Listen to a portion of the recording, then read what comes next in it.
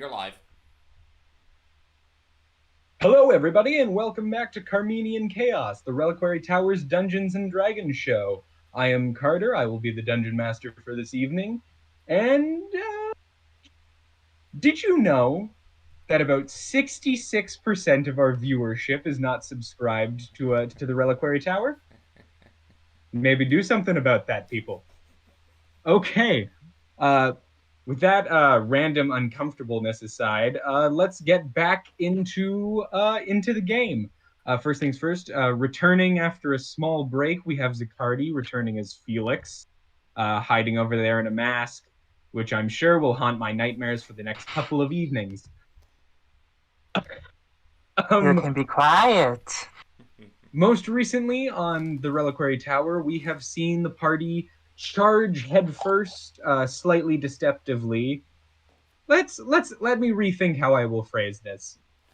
They attempted to infiltrate the headquarters of the Bound Court. That failed after the disguise as plumbers was thrown by Jorn breaking a toilet. They were temporarily locked in a bathroom when I made the ill decision to let the professor use Eldritch Blast as a breaching charge on a door, which then led to a series of events that led to him using Eldritch Blast to open every door in the building. Having to fight their way through a large ogre with cannons, men with crossbows, they were able to ascend the floors of the Bound Court's headquarters in search of the copy lost by the Sea Hag Dovehian of Prophecies from the First Age, as recorded by Octavian Thesaurus. The name is no longer in front of me, and I can't remember it because I come up with stupid names. That's the right name. Working together, together might be a strong word. After a brief party split, they reunited in the top floor of the Bound Courts building after Felix was mysteriously teleported away from the bathroom. They were able to reunite. Fartug, our goblin, was covered temporarily by a liquefied bureaucrat, and they all made their way to the top floor of this building, but they were able to find a long pole leading down through a trap door to a secret sub-basement of the Bound Court's headquarters, which emptied them into a room filled with cages containing various humanoid shapes, one of which was actually a former comrade of Jorn's by the name of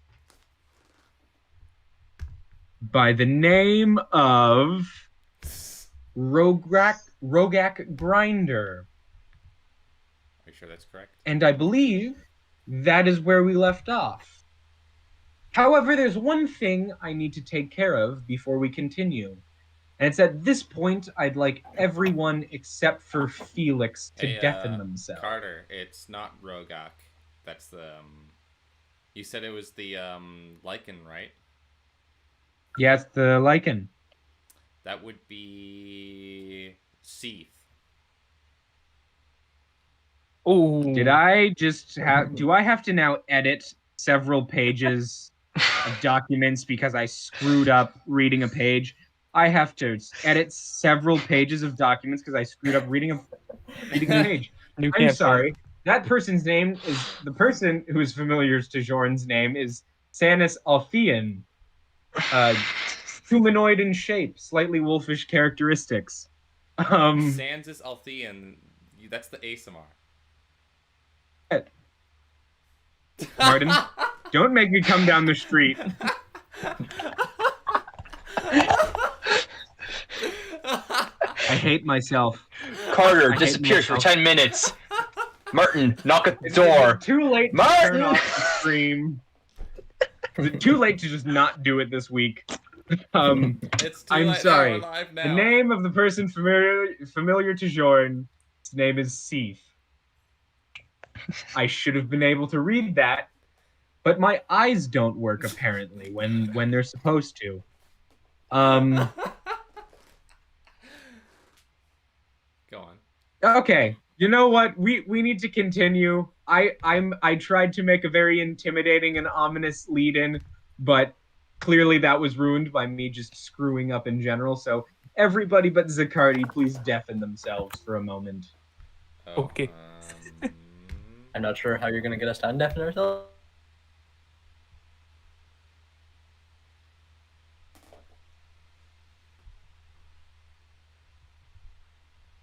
Hold on, I'm just gonna cut in for a second, and I realize that if I deafen myself, everything you talk about won't come up on stream. Take off your headphones. Okay. Martin, leave yourself. Leave your. Yep, take off your headphones. That would have been real awkward. Surprise! It's a secret even from the audience. Just shows how often we do this and how little we think about it. All right, so Martin has his headphones off. Everyone's deafened other than that. Martin, you jabroni, can you hear me? What? I don't think. Martin, Abzan is the worst color combination in Magic. Okay, he can't hear me. Okay. Felix. You feel yourself sitting in that corner of the bathroom that the rest of the party was in. Moments ago in reality, moments ago in the game, several sessions ago in reality. As you were sitting there, you feel a kind of churn and a sickness to your stomach kind of take over you. And then you feel your body almost get sucked into the space between light and darkness, between the physical and the non-physical. And you feel yourself reappear inside the mermaid's call. Looking directly in front of you, you see the sea hag Dovehian standing in front of you in the center of the room, and with an extremely panicked look on her face, just looking at you and go, I know I just sent you away, but I have a problem I kind of need help with. And she points behind you. I am honestly scared to look behind me. I look behind me. As you look behind you, you see a presence that is both familiar yet somehow twisted. Oh dear God. Quickly trying to scroll through a massive document to find the right information.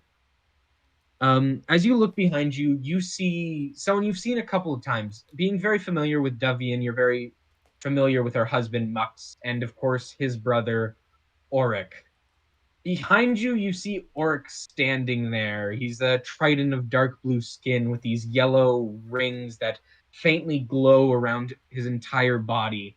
He has very, very soft, dark red eyes that occasionally become these very piercing and pensive kind of almost rays that beam into your soul.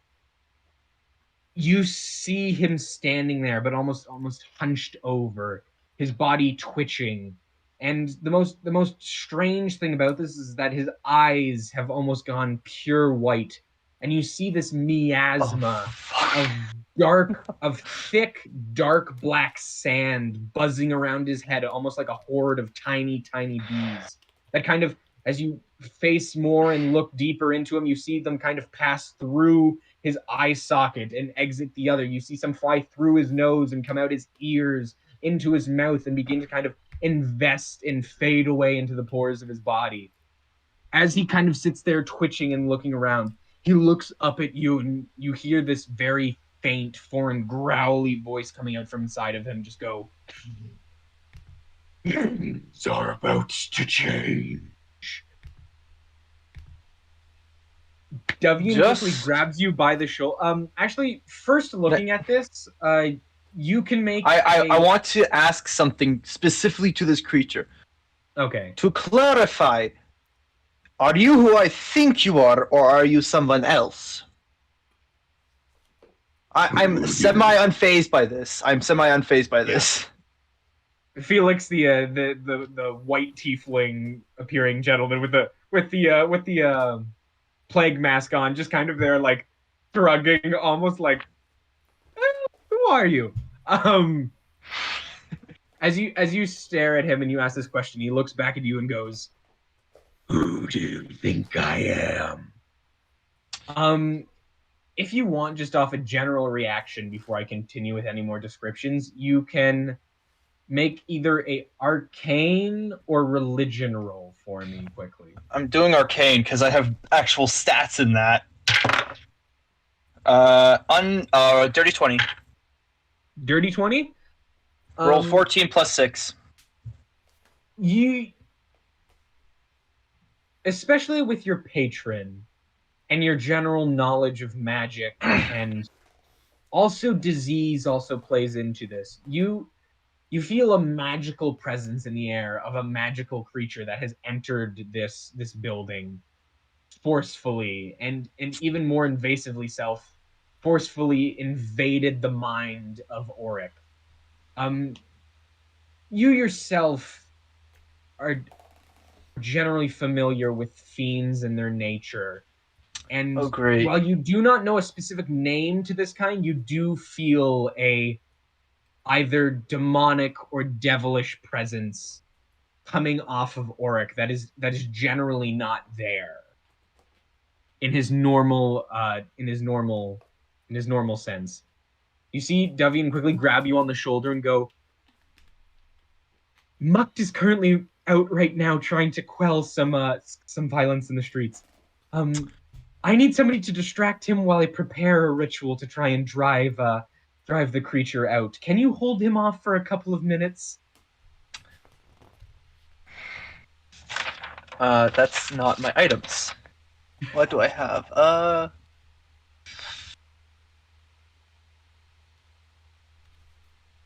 Okay, I have absolutely nothing. Great. What brings you to this place? Change.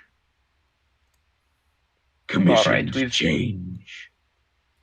Commissioned?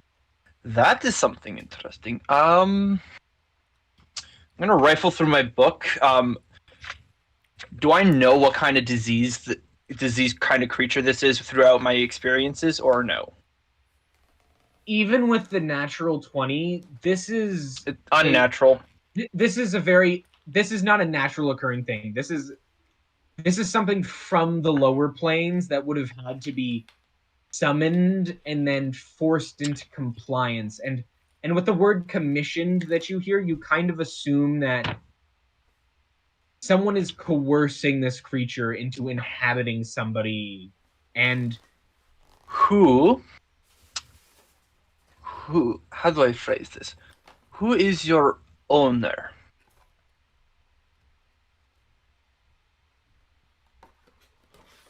Owner. What else would you call it? Just rents.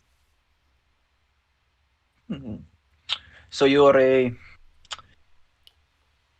messenger for hire or killer for hire? Where am I going with this? What do I need to know?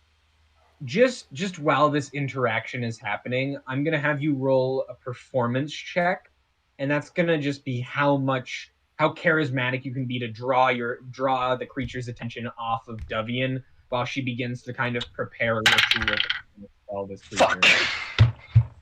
Oh, I screwed this up.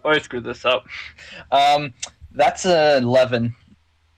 11? Okay. Oh, that's... I will roll... I'm now going to roll a perception check for the creature. He won't have disadvantage, and a stealth check for Dovehian. Fair. Roll. Let me just bring up NPC stats. Sure. And I'm not actually trying to perform. I'm actually just trying to actually get information. I know that you're very being very honest about what you actually want to know. It's just more of a just letting you know way to express. You are trying to draw your attention with the nature of conversation. Well, even if I did use persuasion, it would be the same thing. So okay, got it. I was gonna say if it would change things, you could use persuasion. No, they're both gonna. I don't have any stats in them, so it's a +5 regardless. Okay. That is not great, which means this perception check. Or I can roll a natural 19 for the perception check. Damn it! Oh. Sorry, what was the last question you asked it? Oh crap. Are you a messenger or are you a killer? What are you, so I know what I need to do to help you figure out what you want? I do a lot of things. Seems like she That- does a lot of things too. And you see, like, as she begins to pull stuff out of her cloak to kind of prepare a ritual, you see one of the vials kind of roll off the table and smash across the floor with a shattering, while the shattered glass kind of goes everywhere, and she looks down and just looks up and goes, "Dang it!" Calm down. I'm talking to the hag. Yeah. Sorry, I can't remember her name. Dovehian. So you say you're here for change. Is there a change that I need to be aware of, cautious of? I like to know what's happening around me. So, Change comes, let's say, swiftly. And he's going to start to dart across the room towards Dovehian. I stand in his path. I try and shift myself to stand in his path. No. Okay. Your conversations with me. Zaccardi, just because I don't want to do a full blown out combat encounter, I do kind of just want to have a couple of rolls to facilitate like the whole interaction as a whole, just to kind of make things Sure thing. close. We don't want to leave the other guys waiting. Dexterity check, opposing dexterity check to see whether you can get in front of him in time, because it is slightly surprising. Like,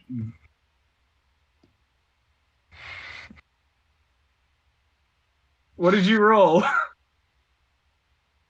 That's an 8. Well, that's the natural 1. I go right from the nat 19 to the natural 1. So good to know that my dice are completely. I thought I was gonna get knocked over. Okay. As he rushes across the floor and you kind of make your sweeping movement to step between, you feel his body just thud against yours and fall backwards onto the ground. And you see, instead of like shifting to stand up, he kind of falls backwards and is almost twisted on the ground. You see, he almost uses like exclusively the strength of his neck to like flop over on top of back onto his feet, and his whole body and spine kind of retches back and then kind of slumps back forwards, almost like a strange demonic slinky. Can I, and I know this is a stupid question, but can I attempt to absorb him? I don't have a spell for this, but specifically with my patron, can I try to absorb him so that my patron and him can talk?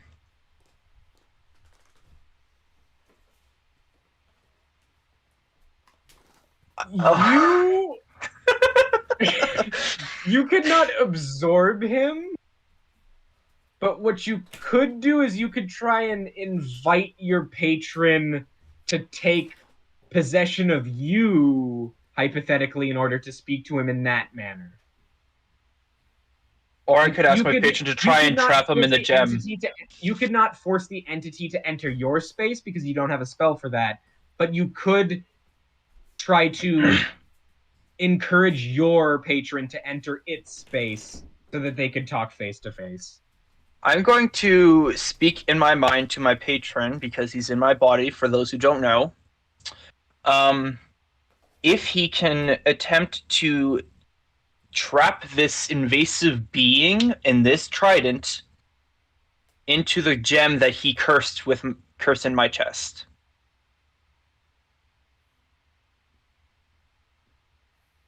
So you're trying to ask him a specific thing at the moment? You're not just going to invite him in? No, I'm asking. Yeah, I'm asking if he would be okay inviting him to take over my body for a moment to take this invasive creature and put him to the gem. Whether that be okay or not, I'm not sure. It's already part of my body. I can hear the Yeah. voices in my head. So If you weren't just inviting him down, I'd say like make a charisma or persuasion or some type of roll in order to invite him down. But if you're trying to get him down and to do something very specific to affect the world that much, you're effectively trying to invoke divine intervention. that's okay. So I'm going to have you roll a D100 Oh dear. Oh. and tell me if you roll less than 10. So I'm gonna move my camera for this, so you know I'm not cheating. You can see it. What is that, 97? 96. So completely opposite side of the spectrum. Okay. I wanted to be sure that you know I'm doing this fairly because this is a Yeah. major thing. Well, no, I said you'd have to roll less than Yeah. 10. So that's unfortunate. Oh no. So in order to pass, I had to roll less than 10. Yeah. Because those are effectively the divine intervention rules. It's like if you roll less than your level, then you get to... Shoot. You're not level Okay. 10, but I wanted to keep it as rule focused as possible, even though we're doing a complete cheat step thing. Sure. As you kind of reach out and call within your mind, you don't necessarily... It's not that you don't find him, but he's kind of just like, go away, I'm busy. I'm just gonna think to him. Sounds like you. And continue back. Okay. As you see the creature now inhabiting or kind of retch itself off the ground and begin to twitch and move its bones, its bones at strange angles. I'm gonna make a roll for Dovehian just to see how she's doing with the ritual. Okay.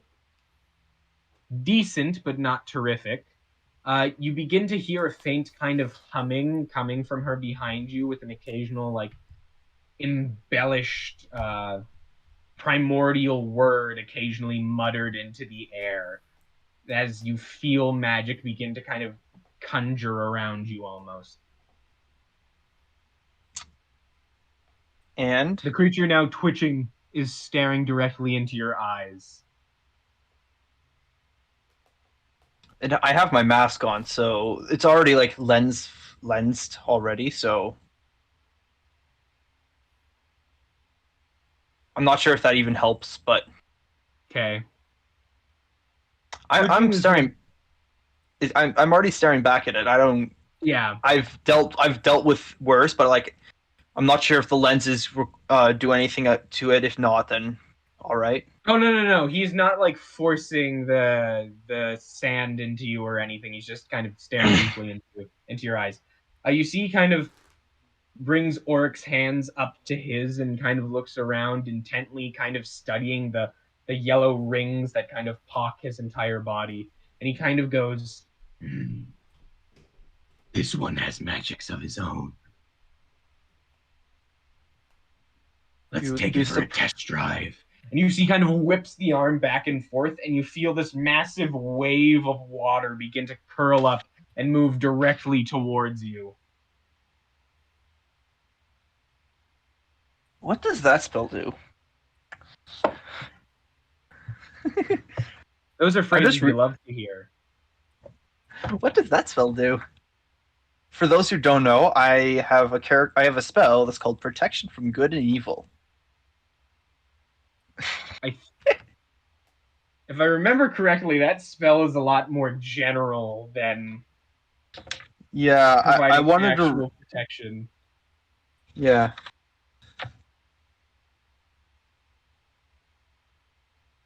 Protection from evil and good. Until the spell ends, one willing creature you touch is protected against certain types of creatures: aberrations, celestials, elementals, fae, fiends, and undead. The protection grants several benefits. Creature of those types have disadvantage on attack rolls against the target. The target also can't be charmed, frightened, or possessed by them. If the target is already charmed, frightened, or possessed by such a creature, the target has advantage on any new saving throw against the relevant effect. That wasn't what I thought it would do. I don't think it would protect me from this specific thing because even though it is a fiend, it's still a trident, so it's still humanoid technically. Not sure if it changed its type. It's throwing a tsunami at me, basically, right? It is throwing a gust of water at you. Define gust.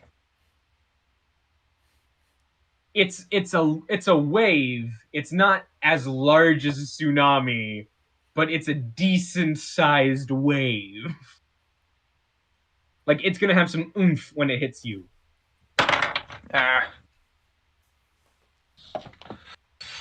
Oh, was that a bronze? I don't know what to do about this. I could use Hellish Rebuke as a reaction, but I don't want to incinerate my friend's husband's brother. Well, that's a complicated line of association. Yes. I had to think about that for a moment. Well, technically, if she's his husband, then he would also be her brother. My friend, which is the hag, her husband, Yeah. his brother. Yes. That's who's being possessed, yes? Yes.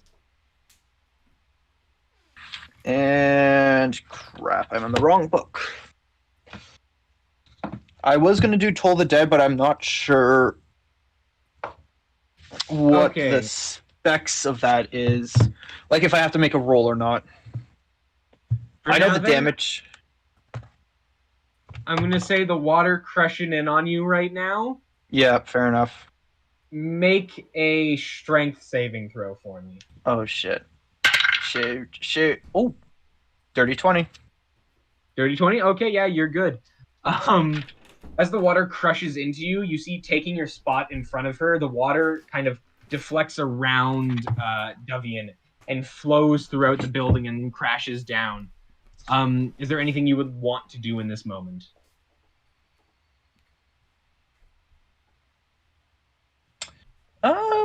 I don't think I want to waste a spell slot. I'll blast him with a blast of Eldritch. Realized I would be. Sound good? Yeah, just make an attack roll then quickly. Natural 20. As the Eldritch Blast flies forward and cracks into Auric, physically you begin to notice some things that Auric was already kind of hurt. Roll damage for me, and remember you roll double the dice. Double the dice? Okay.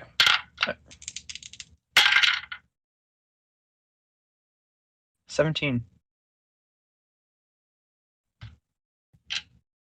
17. Yes.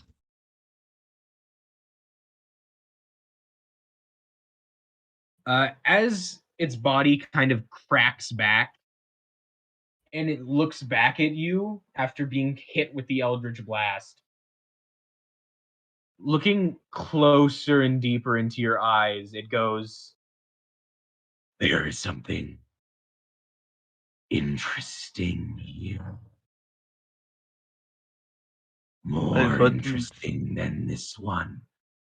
And as you see, as Auric's mouth kind of twistedly opens, like to the point where it's physically whatever this creature is doing is to his body is making him move in such a way that is not physically possible. You see as its mouth open, the teeth almost like open with the mouth, so the teeth kind of fall forwards and peel up as the mouth opens. Oh, I know what you're talking about. Okay. This blast of sand just emerged from its throat and fly directly at your face. Do you have any reactions to this happening first? Or do you have anything you can do in response? Be careful what you do. Other than that, I'm not really... Does the hag know what I am? Hold up. Does the hag know what I am? You have known each other for a very long time. This would be up to you whether she knows. Probably, I'd probably have mentioned it before, but this would probably be the first time I actually do this. I'm going to throw my head at her, at the coming sand. At there. Okay. So for those who don't know, I am a Dovehian, which is a headless horseman. So I can detach my head at will. You know what? That's gonna give him disadvantage on this thing, because that's freaking ridiculous and amazing, and I didn't even think of that. It's gonna possess my head. It's gonna be like, fuck. You're gonna be making a saving throw with advantage here. Make a as he attempts to possess you, make a wisdom saving throw with advantage. Oh, an 18 and a 19. So that would be 22. It's fantastic. Do you want me to narrate this, or do you want to narrate this? Please. I don't know how it would happen. All I know is I wanted to throw my head at it. So, go ahead. Kind of erupts from Oryx's mouth, leaving his body, and kind of chases towards you, streaming across the room in like a torrent of, almost like a torrent of water, but it's solid and grinds against everything it touches. And as it twirls towards you, you just kind of... Sorry, what did you say? Be careful what you do, or... I'd be careful what you do, and I'd yeet my head at it. You take your head off of your body and throw it directly through the smoke. And as you see the smoke kind of like almost startlingly dissipate in the air, and then like as your head flies across the room and slams into Oryx's body falls down to the ground unconscious, and your head rolls across the floor. Your body's still standing and is mobile. The sand itself begins to float down into the air and kind of take physical form. And you see it kind of taking this semi-solid shape. Like, it is still individual particles of this sand-like substance, but it begins to almost look like a shadowed figure of a creature with long horns that wrap almost So it around. did not possess my head, is what I'm getting at. No, it did not possess your head. It was just really startled to the point where it's like, what is happening? And it just kind of dissipated and then reformed into a physical body outside of Auric. I walk over to it where my head would be, and I pick up my head and put it back on. So, are we done here?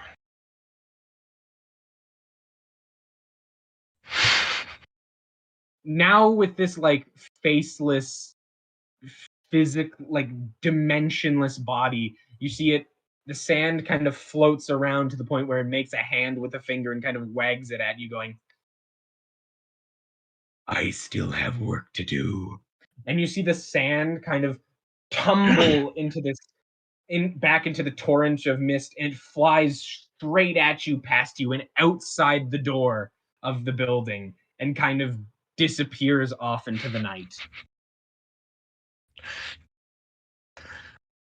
Dovehian, kind of like halfway through the ritual, looks around and goes, well, I guess sometimes you don't need magic. You can just really startle something into leaving you alone. Even a great fiend of that nature was like, what the heck is happening? Oh my gosh, I can't believe that actually worked. Hey, you know what? Fair game whenever you choose to use it. Like, that was ridiculous, but it's the type of ridiculous I love, so it's gonna work. The DC for that save, by the way, was 16. I rolled an 18. That's my disadvantage. It's okay either way. All right.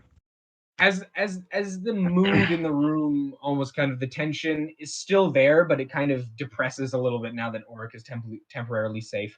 She kind of looks at you and goes, I don't suppose you could bring him at least back to consciousness somehow, could you? I'll use he's just unconscious, right? For technical terms, he would be at 0 hit points, and I'm going to use Lay on Hands. I will use Lay on Hands for a 5. So I have 10 in my pool left. So he is back up to technically 5 HP, which means he would come back to consciousness. As you walk over and put your hand on him, I don't think we've seen you do healing magic yet. Is there any special? Nope. This isn't even magic. This is a paladin skill. I know it's the paladin ability, but it's not a magical spell, but it is a magical ability. And this is the first time we really see your magic manifest in a healing nature. With the way I am, it doesn't. Normal paladins would probably have a glowing light come from their hands. This is a dark, kind of ambient shadow that just forms around my hand as it enters into Auric, yes. Auric. Aurak. As it enters into Auric, as he kind of he begins to take a deep breath, is how it would work. As you move through this self-dignified ritual, you see his eyes suddenly open and him gasp for air and then come back fully up in his body and return to consciousness. Take it easy. Take it slow. And with that, I'm going to go back to the rest of the party. I just sent them the invite or the message they can come back. Looks like Owen's got it. Maybe. Putting his stuff back.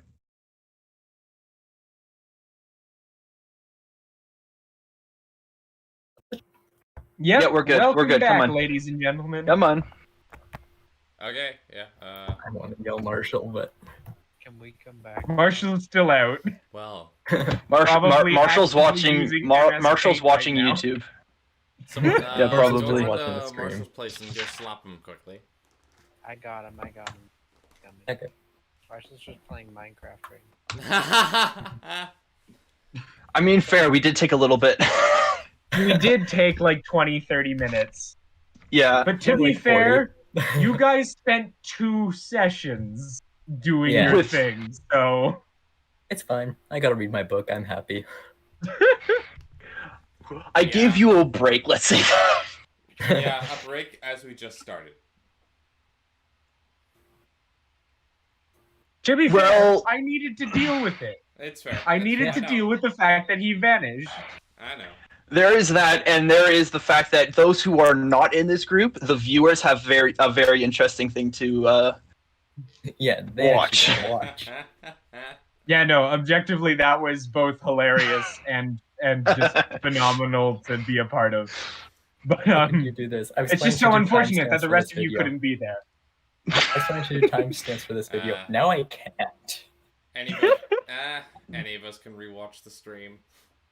Oh my god. That is true. Fair. We could. Fair, but if you do, the first part of it, you are not allowed to say in character, or that is metagaming. That is true. I think any of that would be metagaming. Yes, because you would know something that your character does not. I have the sheep that There we go. Okay, welcome back. Sorry, it's just very open Minecraft and text. Yeah, no, it's okay. I was telling you to come back and just completely ignored me. Okay. Yeah. Moving back across the town of Rogue's Passage, we return to the sub-basement of the Bound Court. Jorn, you've just met the face of Seath. Not Rogak, not some ASMR's name. Seath. You sure? Ariena, you were the first to move to unlock this cell.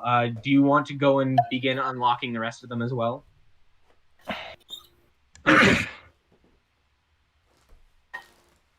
And then I believe the professor and Fartug, while this was happening, you were eldritch blasting open that metal door that stood in the room opposite of all the cages, yes? believe Fartug was helping me. Oh, right. 'Cause Sorry. he actually had Fartug the was key. helping. Yeah. Yes, because Fartug had the master keys that magically open every single room inside the building. What is he? Yeah. Some Yes, random so, accountant. Professor, you had just Eldritch blasted open the door. Surprise! It's an empty room, and the only thing in it is Zaccardi. Surprise! This is Maybe a where he few was the whole corpses. time! He beat you there! There's He nothing cast in the room. teleport, even though he's only 4th level. Yeah, he I teleported think teleport's there. a 3rd level. Or... He teleported. No, teleport is a 7th level spell. Yeah. Oh, okay. He chose. Yep, To, might be a bit. He chose to teleport into the room so that when we finally made it into the room, he can let us know it's empty. Thank you. Newsflash! I already looked through this entire place. It's all empty. Who would like to start off who would like to start off what they're doing first? Would you like to start with Ariena and Fartug opening cells? Jorn, would you like to start with your reconciliation? Or Professor, would you like to investigate the room first? I'm gonna investigate the room. Screw everyone else. Wow. Okay, Professor was first to speak, so we're going to start with the Professor. As you walked forward, having ripped this metal barricade off with yet another sticky hand Eldritch Blast, you walk forward swiftly into this room that is lined with this stone semi-glass wall.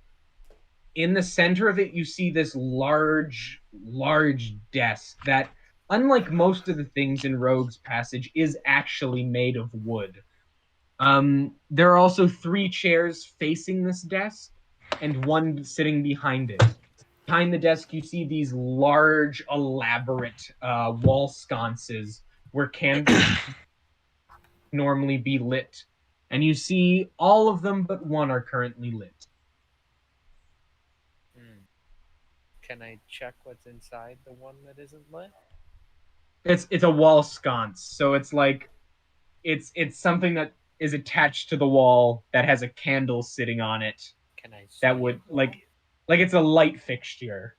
Yeah, but is there something inside of it that would normally go where something would be lit inside of it? Oh yeah, when you go over and look, there is nothing sitting inside the wall fixture. There is no candle inside of it, though. Okay. I light it if I can. I should be able to. I believe almost every single starting pack comes with like some flint and tinder, so you're able to start a small fire on a like little piece of paper that you use to light the candle.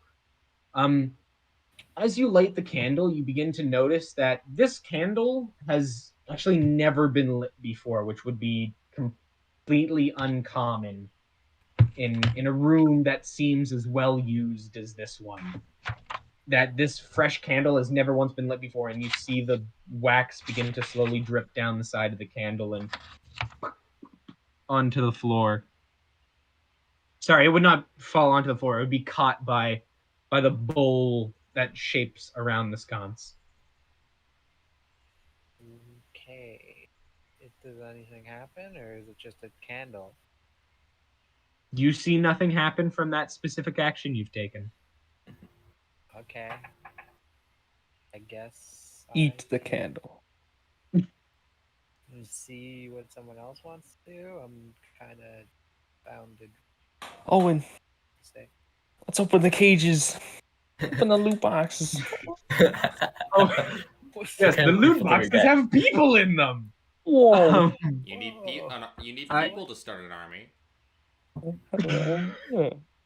As you guys begin moving around the room, going from cage to cage, unlocking the doors, the first cage you unlocked contained Seath, the humanoid-looking fellow with slightly pointed nose and ever so slightly pointed ears with a very hairy exterior, and as well as 2 female elves were in that cage.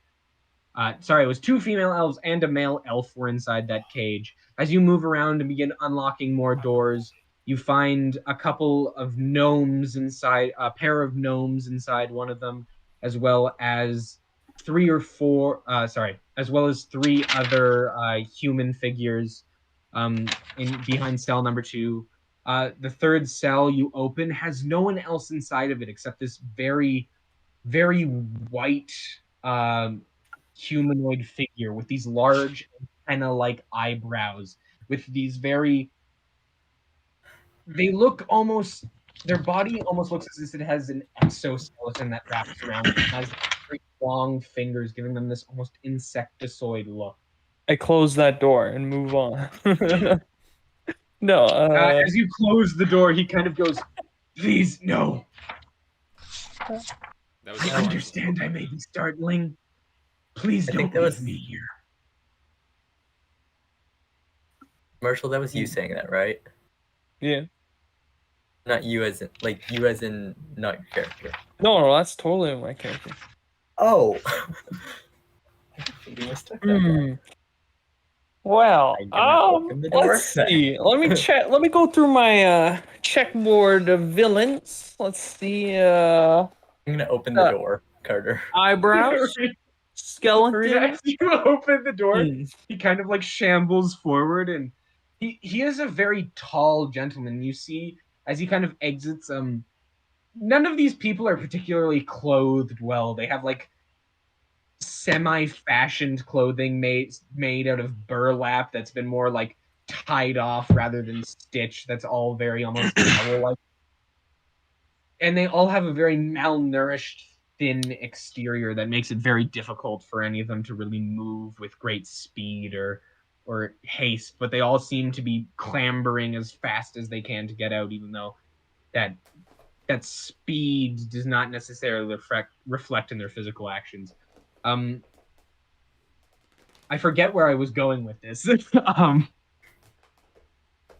The man kind of shambles outwards and kind of like grabs you and almost sorry, that's where I was going with this. You see across his exposed back, there are these massive scarred over wounds on his back that kind of go down like slits across his shoulder blades. They look like he would have lost wings there, sort of thing, or Hypothetically, yes. okay. There are 2 sets of these slits on each side of his back. Okay. I feel After like- you This guy's kind of creepy. Is there more, or is that it? no, there are several other cages, and you begin as you go about the room and unlock all of them. You free another several dozen people of various races and appearances. I kind of want to keep that guy who looks kind of scary just around. I don't know. I'm telling Ariena this. Okay. That creepy guy over there. I don't trust him, but something tells Why me not? it's gonna be important. He's just. Oh, I've seen a lot of people, okay, in my short life of being short. Look, this is one of those people that, let's. I say we just keep him.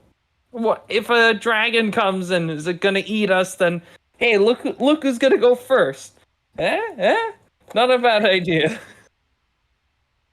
I disagree with keeping him as cannon fodder. Whoa! There will be no cannons, okay? Just like a wall. Imagine a wall, right? Of blood. Technically, there are various forms of cannon that we have learned that do exist in this universe. So hypothetically, if you're going to use him as a shield, he could become literal cannon fodder. You should know, you were in front of a liquefied bureaucrat last session who was liquefied by a cannonball. So We'll put that on his resume. Resume or tombstone? Which one is it? they're the same. Well, who knows? There might be some necromancers around, Tombstone's like a resume to be raised. Yeah. I see no reason why he should stay. We haven't. There's nothing we know about him. but he's scary looking. So It could be an intimidation factor. This make is how a lot of every people enjoy war scary started ever. looking. We have no reason to do this, but they're scary looking. Yeah, that seems important. I don't know. Might A lot know of some. people, like you or Jorn would look scary. Jorn's not we don't- scary. Come we don't- on. we don't keep you around to be shot. Not yet, we don't. I'm just saying, maybe we considered things and, bring them along. Just, in your words, we'll recruit them as an adventurer. But in my world, recruiting and, taking the fall for us, just saying he'd be the first, you have your own mindset of, who would be the first person you'd sacrifice in this party, right? In a Great, we scenario. liberated these people from slavery. What should we do with them? Make slaves. Make slaves, make meat shields. It's one of the same. I'm That's just not something I think about. What's on your mind? okay.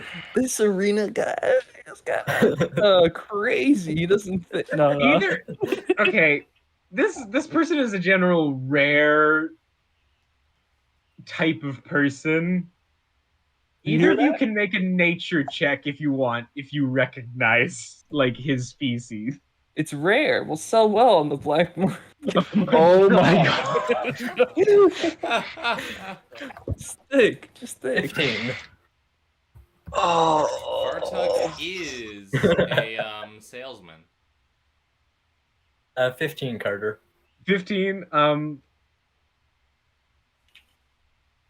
Generally, you do not see this race of persons very often, but within KARMINIA, there is a specific humanoid race of Fae called the Jastroth, which are, depending on who you ask, are either a monstrous race or a more evolved version of the Fae, where beings like fairy and sprites evolved exclusively in the Feywild and created their bodies surrounded by that nature and evolved to have their bodies around that nature.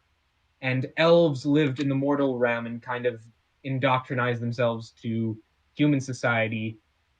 Jastroth always kind of stayed connected to the Feywild, but chose to still raise themselves inside the mortal plane.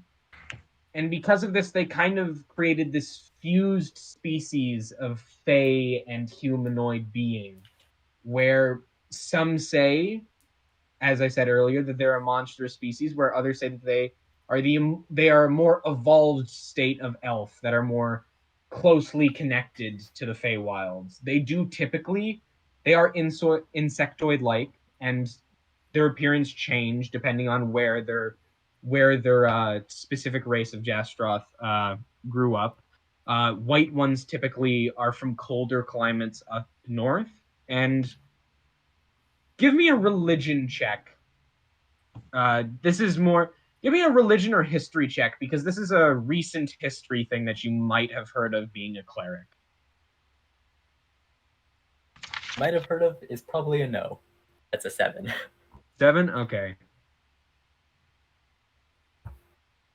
You would not know the specific reason why but you know that, judging from the circumstances around him, all Jastroth are insectoid, and they have insect-like wings, where they have these. They typically have these very thin, translucent wings that normally beat very quickly, and they normally have multiple sets. Generally, from the surroundings, you could assume it's a lot easier to keep somebody captive if they don't have an extra dimension of movement. Oh, that's one way to do it. And not going to share any of this. Consider with the them. following, you know. Just thinking. We do need the money, though. We do, but it's a person. We don't need the money like this. Reminder, Oh, for okay. retrieving the book, you get 300 gold pieces each. If that's a big if we get the book. Just like Just saying. Not to mention, Jorn has access to a king's ransom in Paprika. Yeah. Would you like some paprika? I'm sorry, it's 50 gold pieces worth of Paprika. I thought it was 94. There's an indeterminate number of gold pieces worth of Paprika in Jorn's travel pack. 93 gold pieces worth of paprika. 93. Well, here's all we're gonna do is we're gonna save these people, right? We're gonna save them, bring them home because we're good people. But I'm staying behind them, okay? So if anything approaches from the front, it's survival of the fittest. You know? We have Marshal roll. Survival of the for fittest. that for good people I comment. disagree with my character completely, but here we are. Can I just be the one that mentions this? They are, in form, slaves at the moment. They have no weapons. Most likely, most of them don't have magic, and you have either magic, weapons, armor, shield, whatever. You are putting them, they are literally a shield of meat in front of you. Yeah, exactly. It's we can just say, hey, accidents happen, you know. We couldn't save them. Oh well. You intentionally planned this. It's not an accident. No matter how you say it, you know your character would know it's not an accident. Yeah, well, the thing is, they don't have any money, so. And they're not gonna give us any. Yeah. I'm so confused what is happening. Jorn, you just saw Steve. He kind of stumbled out of the cell and went, Jorn, is that you? Jorn kind of walks up. Well, it looks like I'm not the only one who knows how to escape death. See? Yeah, well, see, it's kind of comical almost when the military tries to gun you down. It's the same military that infects you with lycanthropy, but then somehow forgets that they need silver bullets to kill you. Yeah, well, it appears our betrayal, they didn't plan it very well. To be fair, they were trying to kill the thinkers, so Fair enough. how was it gonna go well in the first place? I see what you mean. How'd you get in this place? God, do you have any food? Jordan's gonna look into his pack. What kits do I have? I would have like field rations, right? All Explorer's kits pack. should have a form of field rations. Explorer's Yeah. pack. So Yes. I'm just going to like Yeah, reach. Yeah, basic Explorer's pack rations. comes with field Yeah, rations. so Jordan's gonna reach into his pack and just take out one field ration and hand it to him. He takes it from you, like, thankfully, but you see he looks at the food and just kind of goes like, there's an expression on his face like, wow, this again. Yippee. 'Cause, like, as somebody who's served in the military with you and eaten a great helping of field rations, it's very much a joy, more stale bread like substance. Yes, unfortunately, it's the best thing we got. And he eats it like almost within a couple of seconds as he's still very hungry. Bread. So, why are you here? I'm on a mission. Not that I'm not thankful my cage is open, but Well, I'm here on a mission. Retrieving something for a good sum of gold. How about you? What brings you here? I don't know what to tell you. I escaped our death, Worked as a mercenary for a couple of years. Nothing paid great. Ended up in this town. Got fairly drunk. Woke up in this cage. Well, And let me tell you this. One of the advantages they don't tell you about being a lycanthrope, nobody wants to buy you. Big help. well, Relatable. I suppose it seems one of the best of Vass and Rye, one of the best of our team, got pretty low. How about you come with us? I can imagine you don't want to be sitting in this cage for too long.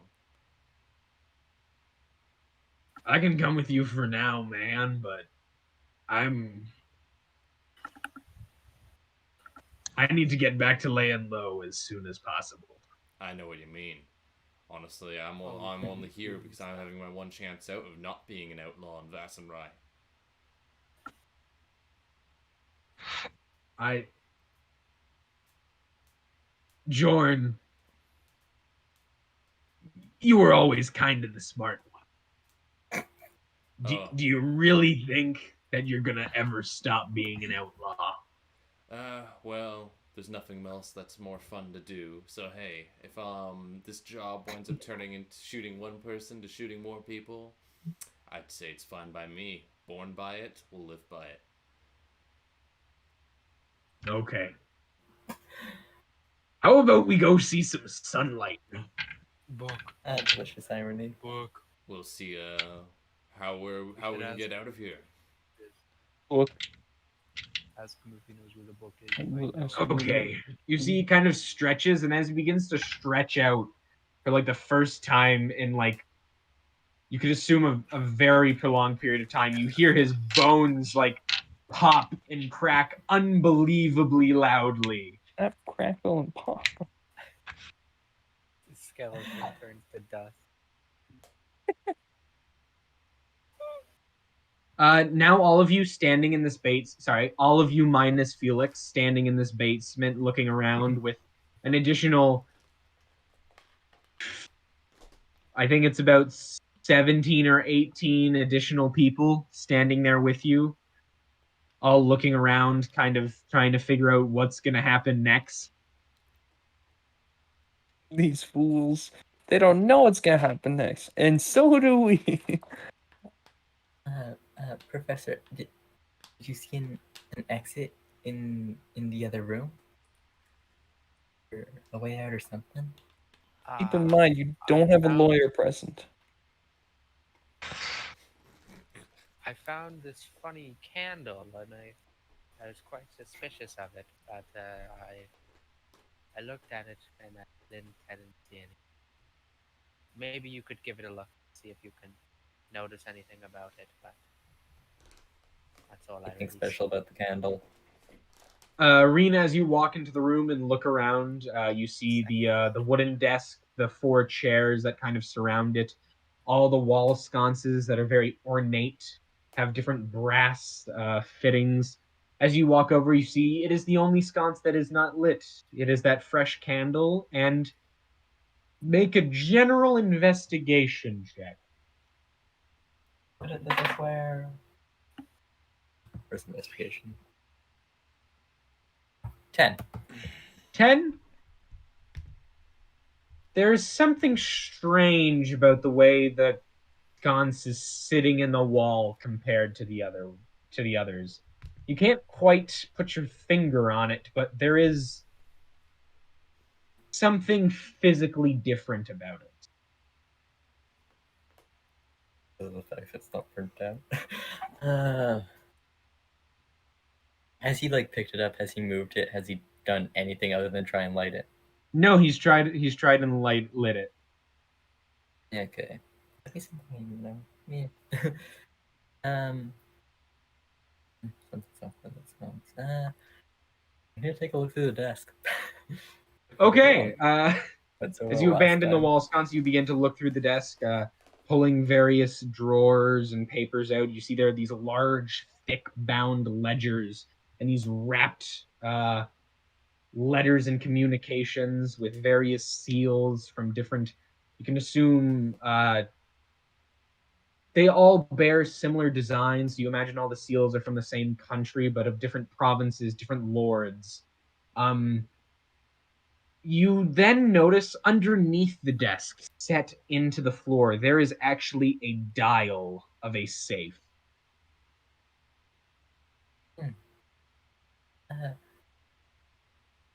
Sir, I found the safe here. Do you think you could pull it open?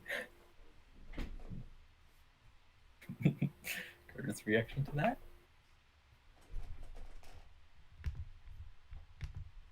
Because I didn't realize how dangerous the precedent I set when I let him open the door with Eldritch Blast. Who needs a lock and key? We have Eldritch Blast. I'll do it again. Do you want me to do it? That's what I just asked. I said, sir, I didn't hear anything. Yeah, it's actually doctor. Okay, It's Dr. Professor. Dr. Professor, Sir, Mister. PhD in Eldritch Blast. PhD, Ma. Okay. I'll make an attack on the door. Okay. On the door. No. Safe. On the Oh, safe. Door, He meant of the door. safe. Safe of the door. The door of the 20. safe. Describe how you open the safe. Mistakes were made here. It just disappears. The door just disappears.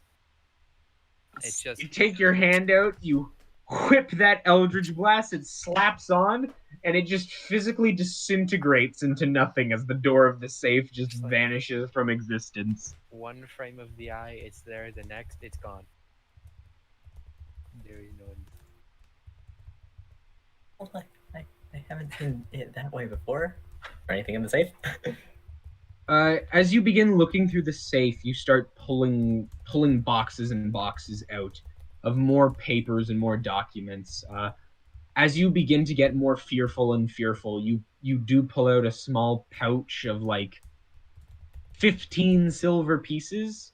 You finally grab something in the very bottom of it that is wrapped inside this bright blue cloth that has these golden markings around it. Is it the book? I start taking a look through it, and I'm just gonna like dump the silver, the papers, everything just to the side. You dump the stuff to the side and you take out the cloth-bound rectangle of about... It is not a small item. It is heavy. It is about probably... Sorry, trying to make a mental note. It is probably about a foot wide and like 1.5 feet long. It is a very thick, large... one could assume wrapped book. Book. I make sure that it is in fact a wrapped book. Book. You're going And to not another set undo of the dynamite. cloth. Yes. The trap. I stand back. As you pull the golden thread that kind of ties Again. around this, and it falls away, and you begin to move the cloth. Professor, you begin to feel a tingling sensation in the back of your spine. Trask. Your jaw almost lock into place. And then in your brain, you just kind of feel that ever-present voice that echoes throughout your body. Like me in a bookstore. Whoa. Retrieve it. Bring it to me. What if I don't want to? Oh. Okay, I grabbed the book from Owen's hand. Resist. Yeah. Can I try to resist or? As you grab onto the book, you see that crystalline, like mimicking shape of a hand almost peel out of your body and latch onto the opposite side of the book as well. So you're now holding it from both ends, one with your hand and the other with the physical crystallized like imitation of a hand grasping onto the other side. Professor, as you try and take the book, I'm gonna have you make a strength roll opposing Ariena. I lose. 2 weaklings fight. Why can't I just summon like a sticky hand to grab it? Because that's an Eldritch Because Blast, that- and that'll make it It's disappear. not the solution to everything. Okay. I Warlock. will let you push down doors. I set a precedent for that. You cannot perform fine, intricate tasks with Eldritch Blast. 15. 14 minus 2.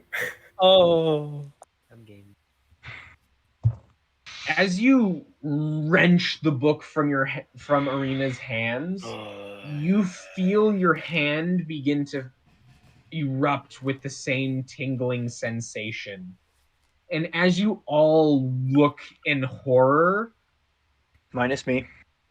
minus Felix, you see the professor's hand almost begins to split in places and almost unfurl like a banana peel and wrap around the book. His fingers now acting more like a tentacle wrapping around the book. And you see that crystalline shape that still makes up the hand kind of encrust this part of his disgusting hand as it begins to engulf the book and pull it down almost into his body. As Jorn sees this happen, Jorn's gonna charge in with his maul. Seeing this happen, clearly knowing what's going to happen, seeing how the professor casts Eldritch Blast, is going to proceed to try to swat the book out of the grasp with his maul. I'm gonna. So you're gonna attack the professor's hand just with smite your the book. maul. Yes. I'm gonna give. I'm gonna give Martin Bardic inspiration, and I'm gonna yell, "Hey! Hey! The professor's got our money!" Can I try and help Martin by like trying to like peel whatever that is off with my I'm dagger? either going to swat the book out, or I'm about to... Professor, are you resisting them? Not the hand part. The magical whatever. Oh, the magical crystalline effect is now intertwined with his tentacle-like fingers that have split from his arm. I'm either I'm going to one try of- and deal with the part that's not originally part of his Professor? hand. One of three things are going to happen. Either one, I'm going to fail. Two, I'm just going to swat the book out of his grasp. Or three, the professor's going to need We don't have new a book. Or four, we don't have a book anymore. Sorry, That's Brad, you were trying to say something? Not that I necessarily resist, but I more say like, why are you trying to take my book? Oh, But don't. Our book. Oh. Communism. My book. our our. Hold on, someone left the room. Hold up. As Zaccardi Yes, Zaccardi appears had Oh. to take a momentary leave of absence. Oh, And now come Owen on. has gone. Now everybody is dropping like flies. Okay.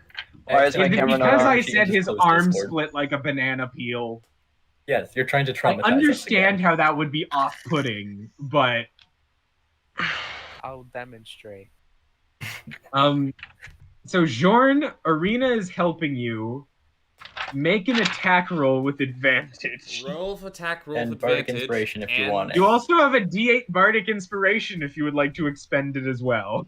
I will use the D8 Bardic Inspiration. So I'm gonna roll this D20 and add a D8.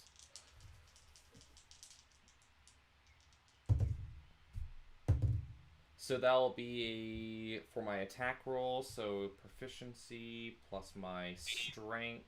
So 1, 2, 3. So I rolled a 17, 18, 19, 20. I rolled a 4 on the Bardic Inspiration. 17, 18, 19, 20, 21, 22, 23, 24. I rolled a 24 on my attack roll. Does that hit? Bradey? Nah, that's a miss. That depends. We need to know what the professor's AC is, and then there are also other attributing factors here. 11. My AC is 11. Oh. That means even with the plus 10 to his AC, you do still hit. But can I respond in any way? If you have anything you can do to take a reaction, you can. Can I cast a spell?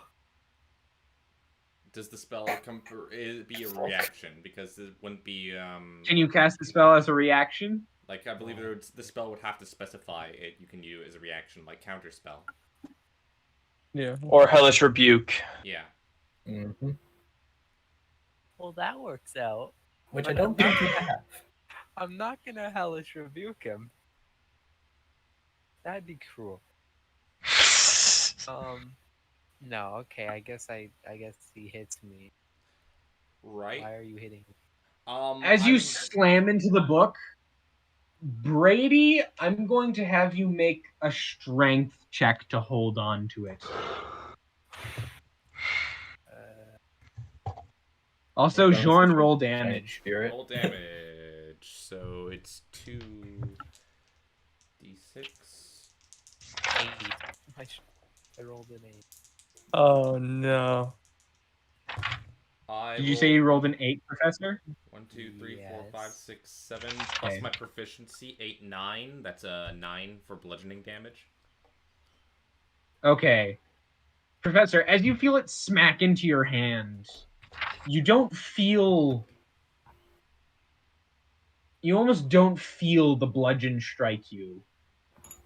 But you do feel a sharp, piercing pain. Not as if it is affecting you, but as if something that surrounds you, that you feel every day, is kind of being ripped and torn. And you feel like this ever-present aspect in your mind, like somebody has whacked your brain like a tether ball that's now being whipped and spinned around like something else is being hurt in your place. That would not be good. That does not sound like fun. Can I have the book, please? Slammed by the maul, the book scatters across the floor. The professor, your hands now kind of almost shrieking, creating this high-pitched noise as the crystals crack and fall off and your hand fuses back into its normal physical state. Jorn, after doing this, is just going to be, right, are we all agreeing the professor is not holding the book? What are you trying to do to that book? Now that the book is actually unfurled from the blue cloth, you all hear these faint whispers in the air. Nothing discernible that you can make out, but this faint murmuring is filled all around you, almost emanating from the book's presence. Jordan's going to walk up to it and take the cloth and just kind of try to wrap it around the book again. Good as new. Are you picking up the book? I'm going to take the cloth and try to scoop it up with the Okay, scooping it up with the cloth. Okay. And then trying to covering your wrap it hand with the cloth and picking it up and then wrapping it around, not making physical contact with the book. You are okay as you kind of pick up that golden thread and wrap it around and tie it safely back around the book. I think it's safe enough for all of you to make the assumption that you have located the object you see. Oh, we got to keep going. Right. Another 4 sessions. All right. I mean, I think I'm this in is lots it. of pain currently. Should we talk about what just happened to the professor? Pardon, now? Professor? I What asked did you him say? what happened. He ignored me. My character is in lots of pain right Ariena, you want to take care of that? You are not necessarily in pain. It's like there is two of you, and one of them is in pain and the other is not. It's like your mental and physical body are detached, and there's something inhibiting you from feeling the pain, but at the same time it is so sharp that it's almost perforating through that barrier. Okay, well, my brain is pain. So. It's like your spirit. Your brain is having a hard time right now. It looks like it's Big almost like your rock. consciousness left your body, and Jorn decided to hit it with a hammer. Yes.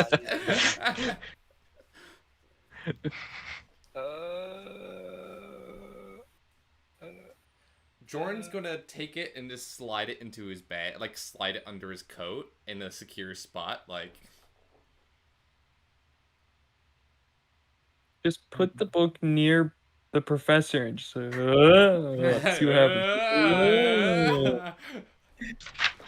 Are you actually going to do this? No.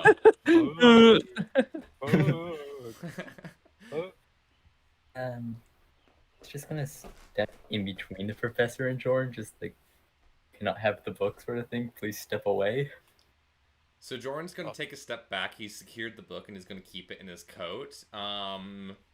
He's gonna walk up to Seif and is like, I'm presuming you won't know any way out of this place. Seeing as I was a prisoner, no. Given, figured as much. I'm imagining you also have lost your signet weapon. Yes, it was disarmed of me when I was taken prisoner. Do you know where it is? It's kind of a big thing. We can't just leave lying around, leaving it behind. I have been in a dark cage for I do not know how long, Jorn. No, I do not know where it is. And knowing you, I'm sure you made a lot of noise getting here. More please. than you would believe. I feel like we should be moving along. Very well. Might have I'm to just come gonna back for look- another time. I'm gonna look at the professor, just like from a distance, but just gonna see like, has he changed since I've seen him in the past day or so, like that I can see, or is he just his hand or- splitting in half? basically my character's just trying to see if this is the professor or if it's somebody else. Make a insight check. Woohoo! Insight. I have a 0. Okay. 16.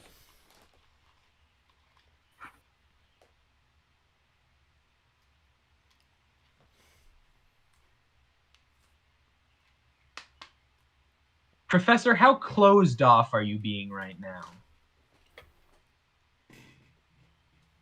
What do you mean? Reserved. Reserved. I could With probably... all that has happened, are you trying to guard your reactions to things extremely highly, or are you more distraught with the occurrences and you really have no control over your emotional reaction right now? I mean, the reason I think I want the book so bad is because I sort of want to know more about what's inside of me, and I know getting the book will help with that. So my character kind of wants the book, but it's not like it's the end of the world for him right now. If it was, everyone in the room would probably be dead, but it's not that big of a deal for my character, so he's not that fussed about it. Okay. Then Fartug, that is what you glean. Wait. So The professor is himself in this moment. Oh, You are great. uncertain of his specific motivations. However, there is definitely a part of him that desires to see the interior of this book. But there is also something else there that clearly you do not understand.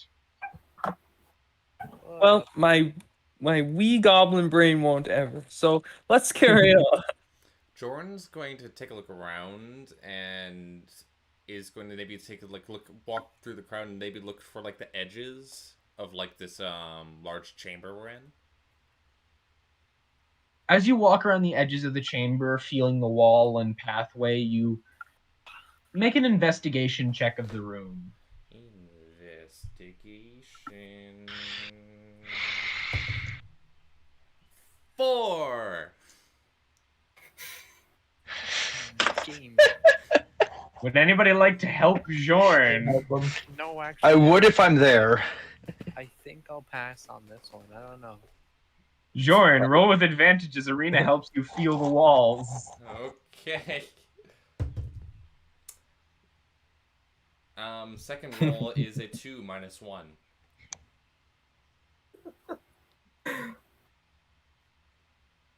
Jorn, as you're wiping your arms across the wall, you're like, I must find it. I must find it. There is something here that can save us.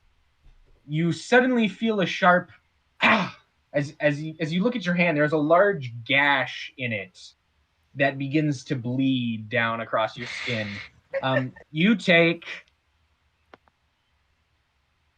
Rolls thousands of dice. 4 points of slashing damage. Jordan's like, ah. And following the smear of blood on the wall, you find this small crevice next to that unlit sconce of this outline where you can almost see the outline of a doorway. Wait, Jordan finds something. You find something to cut. You found something, you just paid for it. You'll pay it in blood. Jordan's kind of like, whoa, it looks like a door, and immediately looks at the professor. Oh, you want me to? Okay. Jordan, I think there's a door. What? A door? That's my cue. He's trying to rub it into the professor. That's hilarious. The professor looks at the door. Oh, no, not the professor. Jordan's gonna look at the door and just point it out to like the professor that, hey, I think there's a door here. Okay, I'm gonna do the usual. Roll to attack. By the way, I am gonna throw the door away, not towards. Okay. Just so we don't get crushed. 18. 18. You slam the Eldritch Blast into this wall, and alas, it dissipates off the wall. There's something about this door that is a little sturdier than the ones you've encountered before.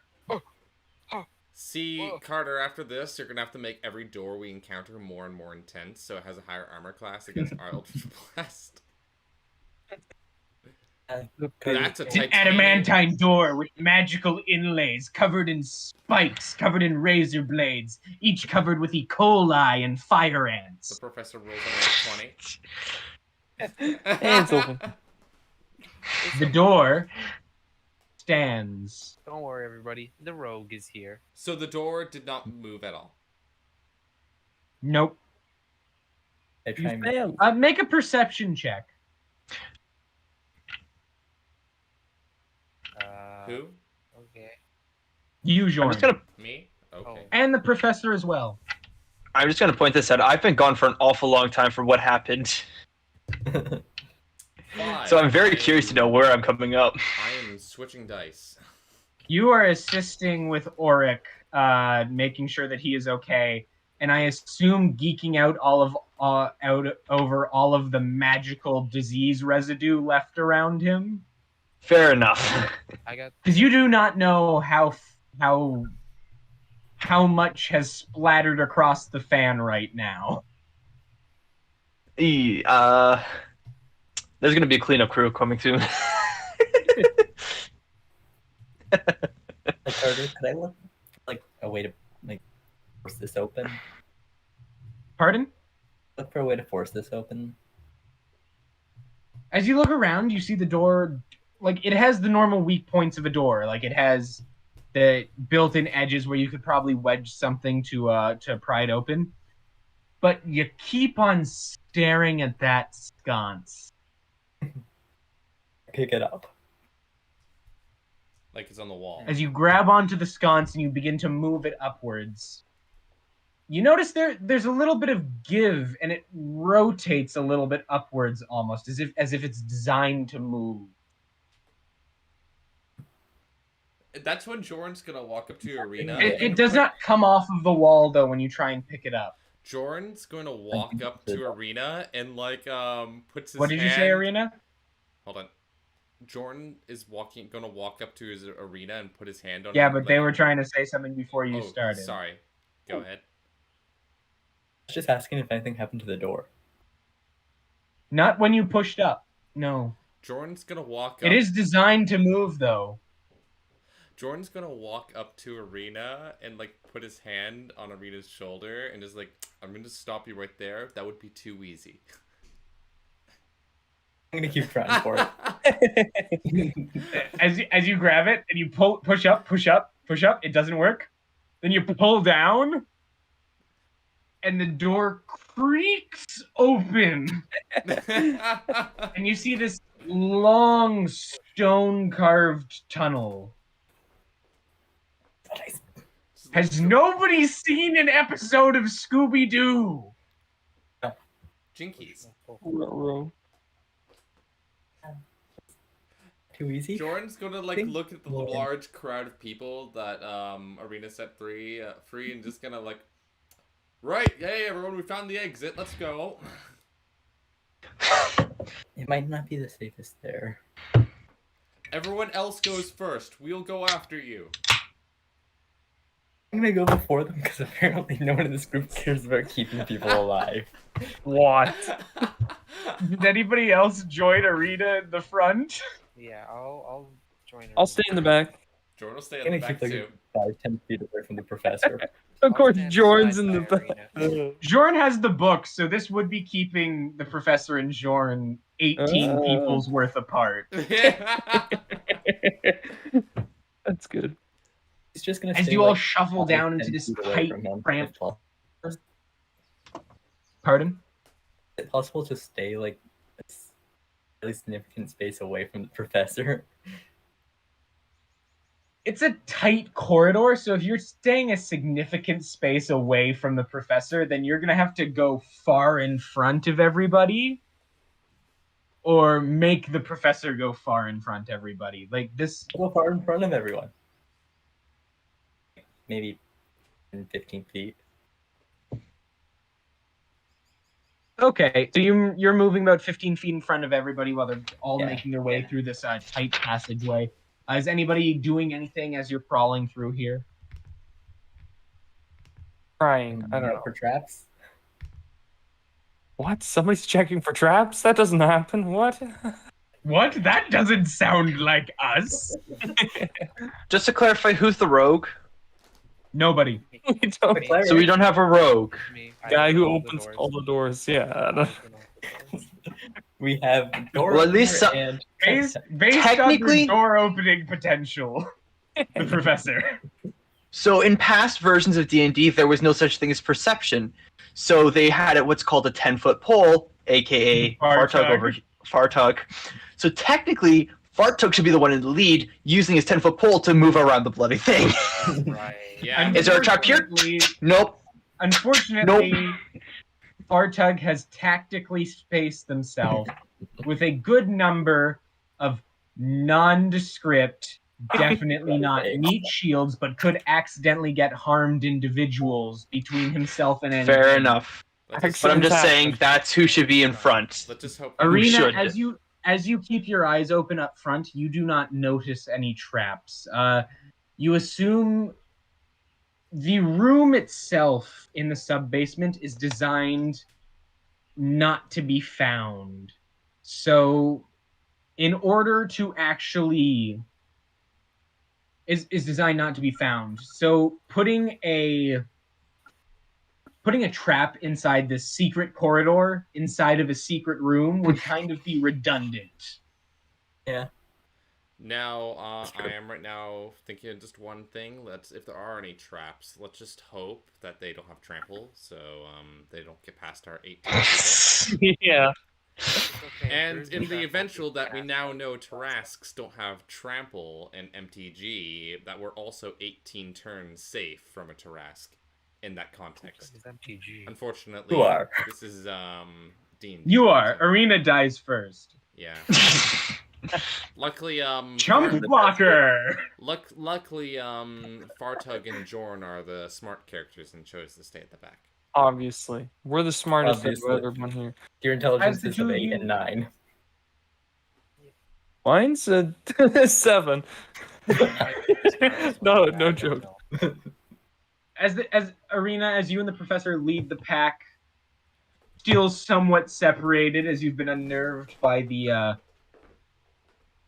can split. unnerving events recently. You eventually find your ways to a button inside the wall that, as you press it, kind of moves the shale in front of you, and you find yourself inside one of those large gorges that surrounded the perimeter of the Bound Court's headquarters. It's easier than I thought it was. 18 people Yes. trying to scale a wall. 4 sessions, easy as pie. Marsh, what is your character's? It looks like there's a way to scale the wall, like for someone other than me.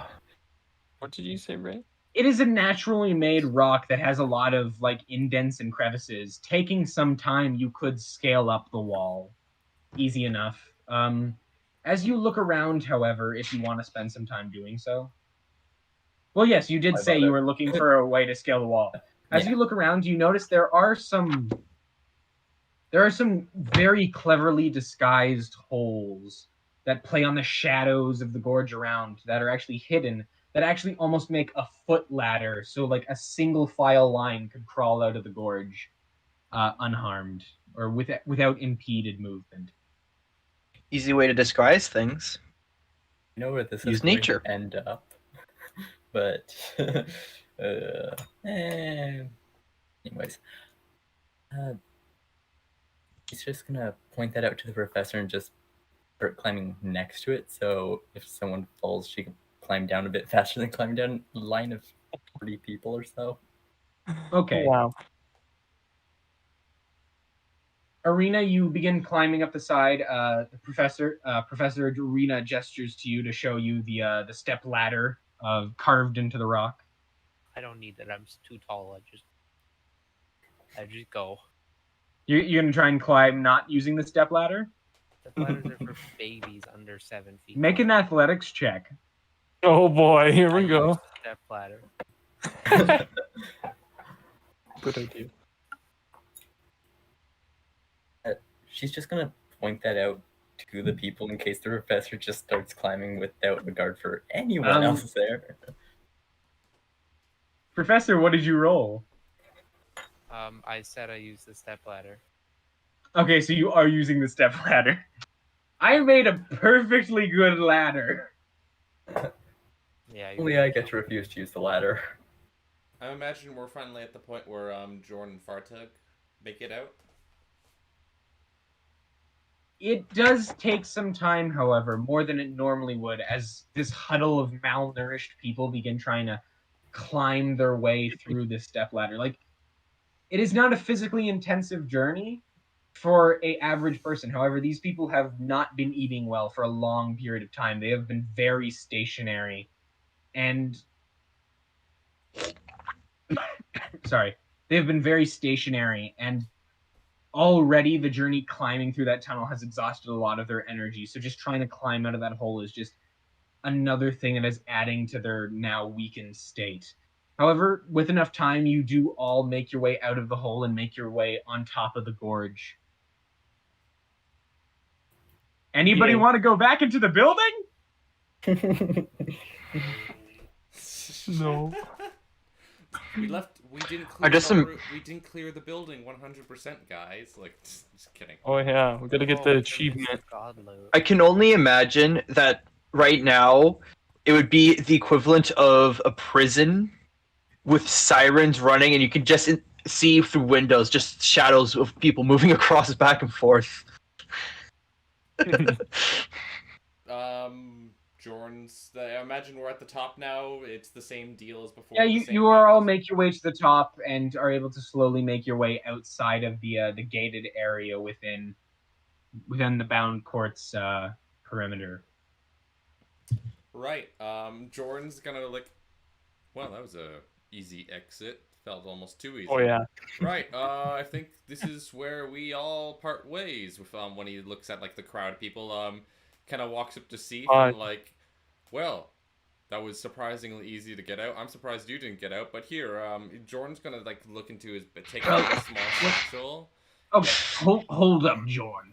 When you were locked inside a cage with literally no physical flaw in we its had a key. design except a keyhole, you don't necessarily have a chance to escape. Well, come on, you're one of the Vassenrise military's best, and a Lycan at that. Ooh, shots fired. Jorn, it's been nice seeing. I'm gonna try and make my way somewhere else after I find something more substantial to eat. Right. You take care of that. Jordan's gonna probably gonna head north. Jordan's gonna like just reach into his bag, like, well, you take care now. Take this, and he's gonna toss a small little bag of 10 gold. It'll help. Hope to see you in the future. See you around, mate. I'm just gonna hand like each of them like enough money where they could buy some food.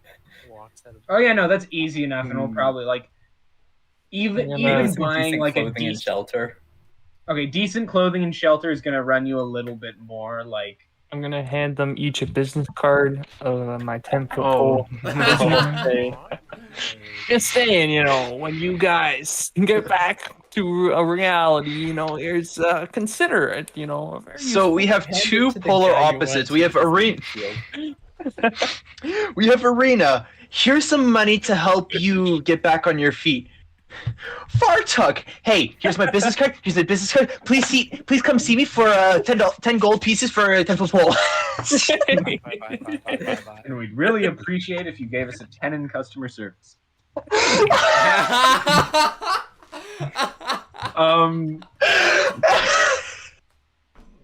There's a reason why the joke only landed with those two people. Ariena, how much money do you have with you? Don't ask questions like that. 92 gold. And 92 gold pieces? Various amounts of copper and silver.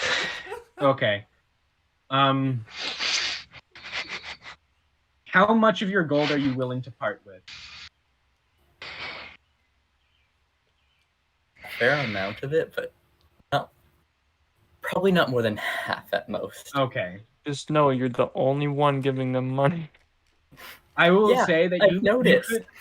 Keep in mind, you are each getting paid $300 for this. Not dollars, 300 Gold. gold pieces. That gets it for one part with all of it. Okay. We're gonna like return from the mission, and they're gonna hand us like 300 Canadian dollars, and our characters are gonna just be like, "What is this?" Like, Monopoly money? What is this? This has no value. Ariena, you're able to set all of these people up if you want to use all of your gold with a decent head start. As you hand out all the money, you see that that Jastroth gentleman finally get to the front, and he takes it from you and goes, "What is your name?" I'm Ariena. He kind of takes a moment and stares off into space as his eyes kind of almost glaze over, and he kind of goes, "Thank you. By the way, where am I?" Good question. No. You're in Rogue's Passage. I can't tell you more than that because I don't have the map memorized or know anything about geography here. It's in the southern neutral territories, which is the almost the southernmost point of the entire globe, or known lands of the globe. He kind of takes the money from you and goes, "I'm a long way from the cold, but considering what's going on up there, it's probably better I stay in the sun for a while. What's happening up Thank there? you again."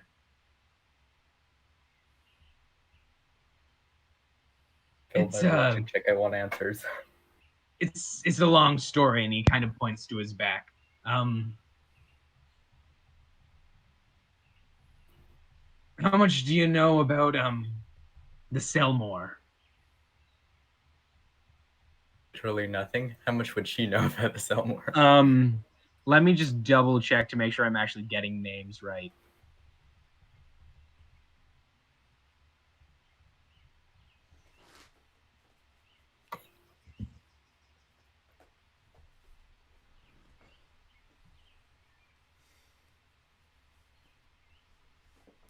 Sorry, it's Selfnor. It doesn't change my answer. I know Yes. nothing about it. In KARMINIA, there are a couple major continents. There is Vassenrai, there is Iberian, and one of the most northern continent is Elidorm, and it has split itself into 3 separate nations as well as another northern neutral territory. The Selfmore was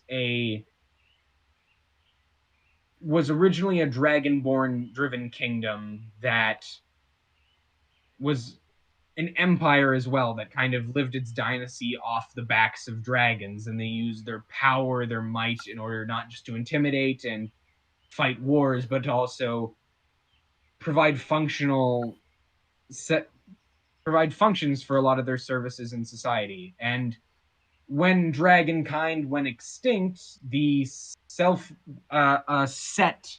of Oldmund, the god of law and order, a more radical set of theirs saw the death of dragons as an upset in the balance, and a couple of more radical individuals kind of almost militarized the church and threw an uproar in that area in order to overthrow the empire, and has now created a new nation called the Selfmore Theocracy. You haven't heard a lot about it. Like, your family does have connections to the God of Law and Order, so you do know a little bit about what has gone on just through relatives. However, don't know a lot specifically about what's been going on, as it is such a far off place. I don't know as much as I would like. The basics of it. It was a kingdom. Damn, why is my memory so awful? Kingdom partially populated by Dragonborn, and this went wrong after the loss of the dragons. Well, I should say the new owners don't take too kindly to strangers. And he points at his back again.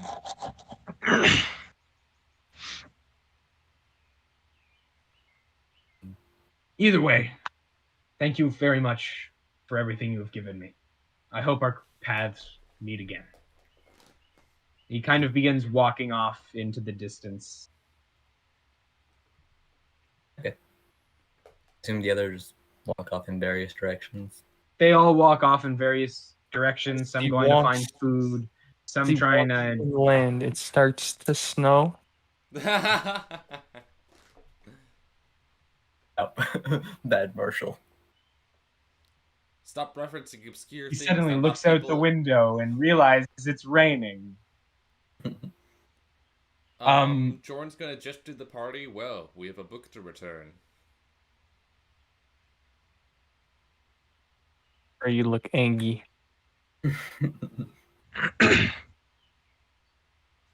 Let's go get our money.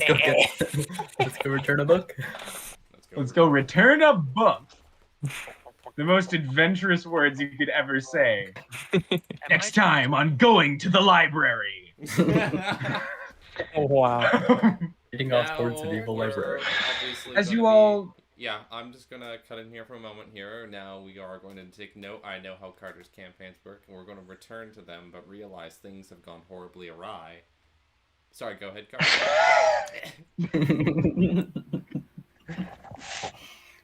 Oh no, what's happening? As you begin to walk through the streets, you notice that there is a unfamiliar calmness to everything. Everything is quiet. You don't even hear as much as a bird chirp, an insect's buzz. Everything is quiet. As you begin to walk through the streets, you begin to take note of small things. You see a handful of arrows scattered across the ground. You see things slowly escalate as you see a couple bodies of some gentlemen in the dark robes with the chains wrapped around them, and other corpses with the floral, bright orange and blue armor of the barbed coral, and then others with the green hoods of the ember haulers, as some form of conflict has taken place above the streets. Jordan's gonna gesture to the party to now, like, instead of just walking normally through the town, like, maybe, like, close to walls and stuff, not necessarily be the most stealthy, but basically, hey, let's try not Stay to out of, dodge the sniper spots. basically. Okay. Get close to a wall. Do you all try, take like, Jorn's advice? I stand as tall as I can, wave my arms around. No, yeah. I'm gonna, just hunch more. I'm a goblin. I already do that. I will be myself. Jordan's gonna go like He's that gonna full be on, more like, stealthy than Jordan wanted. commando-esque, like, signal the party with his hands and stuff, like, We have no idea what he We means. just walk into him. Yeah. just guide them through, like. Before I continue, I'd just like to, just so I have my time straight, what time are we looking to end the stream tonight? I would say 9:30 is our latest. Okay. Just double checking. We could push for 10 if that's okay with everyone. I'm a good For with it. 10. Shoot for 10? Alright. 10 it is. Let's see whether this adventure will come to a close today. As you all begin walking Adventure comes to a close. Not I'll today. die. This segment This quest. of this quest of the overall arcing adventure. Yes. Right, As you go walk ahead, through the yeah. streets that is now littered with various bits of carnage, you make your way back to the site of the Mermaid's Call, that small floating island with the anchored staircase with the water billowing out from underneath it, that large building with the domed entrance. As you get to the bottom of the stairs, you see the door closed in front of you. Felix, you who are inside, who have been helping variously tend to Auroch's wounds, take samples from the carnage. festered remnants of the demon, now with him on the ground. And Mutt I'm has also returned. cleaning. I would Mutt also be helping out cleaning. Sorry. Yeah. Mutt has also returned and has taken Dovehian Okay. upstairs, as well with his brother, so they can be watched over in the upper rooms as they heal. All right. You see two figures enter the building. You see a short, portly gnome fellow who has very dark eyes with deep bags around them, has this very deep black robe with these gold and silver chains wrapped around his neck. This purple cap on. And next to him, you see a tall, half-elven man with these emerald green robes, who you also see has a faint buzzing around him of dark black sand. And as the gnomely gentleman walks up to you and looks you in the eye, he says, sorry, just a moment. Just to clarify, how tall is he? The elf? The gnome, because he walks up to me. Yeah, the gnome is about would probably be around 5 feet tall. Like he's a little taller for a gnome. Okay, he's still. I'm still towering over him. Yeah, at you're still 7'1". towering over him. Like you're 7'1". You're still much taller than him. You see the one gentleman. The gnome walks up to you and says, "If I could find my list of NPC names, Random generator. Is this happening while I'm taking samples, or am I cleaning at No, the this point, is while at you're this point? cleaning. This is Okay. like this is 20 Wanted to 30 clarify- minutes after everything else has gone down. All good. He walks up to you and looks you in the eye and says, "Hi. Sorry, I need to find a different voice. Yeah, go ahead. I am Kevin Yes? Dewey. The what I now? am the leader of the Bound Court. This is Desmond, leader of the Emerald Hall. Very well. We'd like to see the men of the house." Just to clarify, does the gnome have dust around him or sand around him, No. or is it just the elf? Just the elf has dust around him. Before we continue, you and I point As- to the elf. As you begin to have this conversation, if the four of you are going to enter the building, you would enter around this time.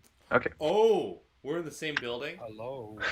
Yeah. Yeah, now we Same are. building for once. As you guys Who are walk you? in, you see Felix standing there, a gnome in front of him looking up to him.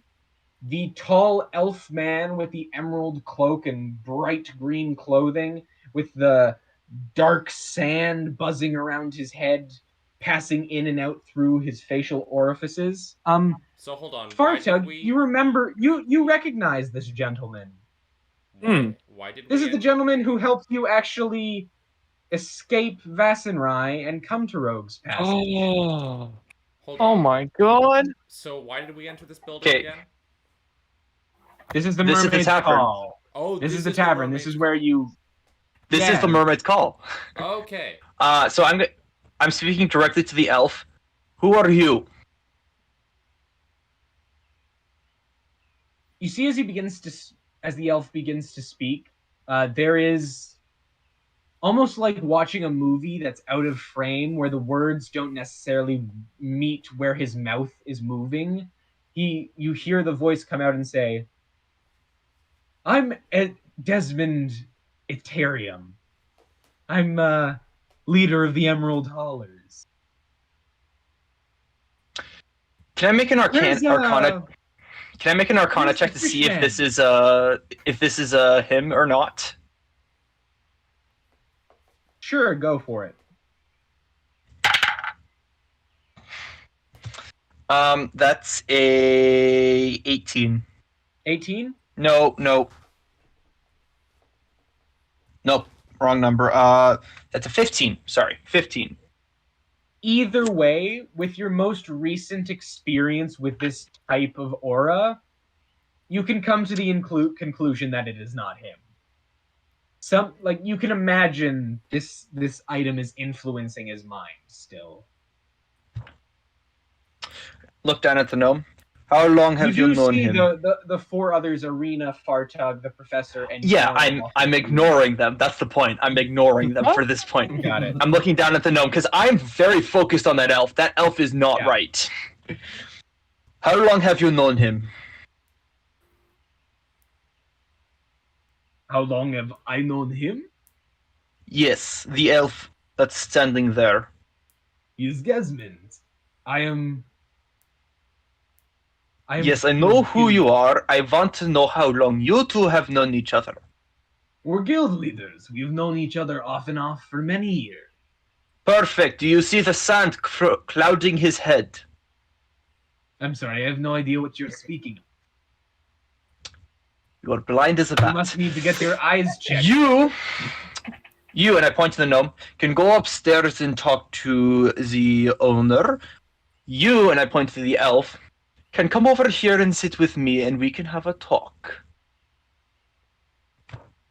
If you do not like that, you can leave. The elf you see kind of looks down. His eyes almost flash white for a moment, like pure white. He looks down at Desmond. Sorry, not Desmond. Desmond looks down at Kevadillion. The elf looks at the gnome. Yes, the elf looks at the gnome and goes, "Looks like he's gonna make things difficult." And Kevadillion looks up at you and goes, "Yes, yes, he is." And you see, Before you continue, and I point down to the mess I'm cleaning up. Your friend decided to make things difficult, as you put it. So, And he froze. First he froze. He fades out of existence. Zaccardi, you're frozen. It So- always happens during the dramatic speeches. Yeah. And right now, the rest of the No. party just kind of walk through the door casually. We're in like the bar area, right? Of the Yeah, you're in the bar with the inverted fish bowl, the various luminous, almost translucent skinned fish floating around inside the water. We know that guy over there, right? Jorn's You gonna, know like, that. all right. I think I cut out mean, there. I'm talking. Yeah, Yeah, you did. You froze like halfway. Where did I cut out? Where did I cut out? You you're in said this so, pose. and then you faded out. You literally said so as you were starting the speech and cut out. It always So I'm gonna say this in my normal voice, but my character would say, "So, oh, so this is your friend, basically. I did that alone. Now I have a group with me, so we can either talk or you can leave." Jorn's is gonna be Jorn's kind of standing there for the rest of the party, glaring at Felix as if that kind of look of like, hey, you were on a mission with us, and then you bailed, and now I see you here now. Like, and Jordan's just gonna be like, kind of look around as if like, I don't know this guy. He doesn't say it, but Like, he's just who are you pointing to? So,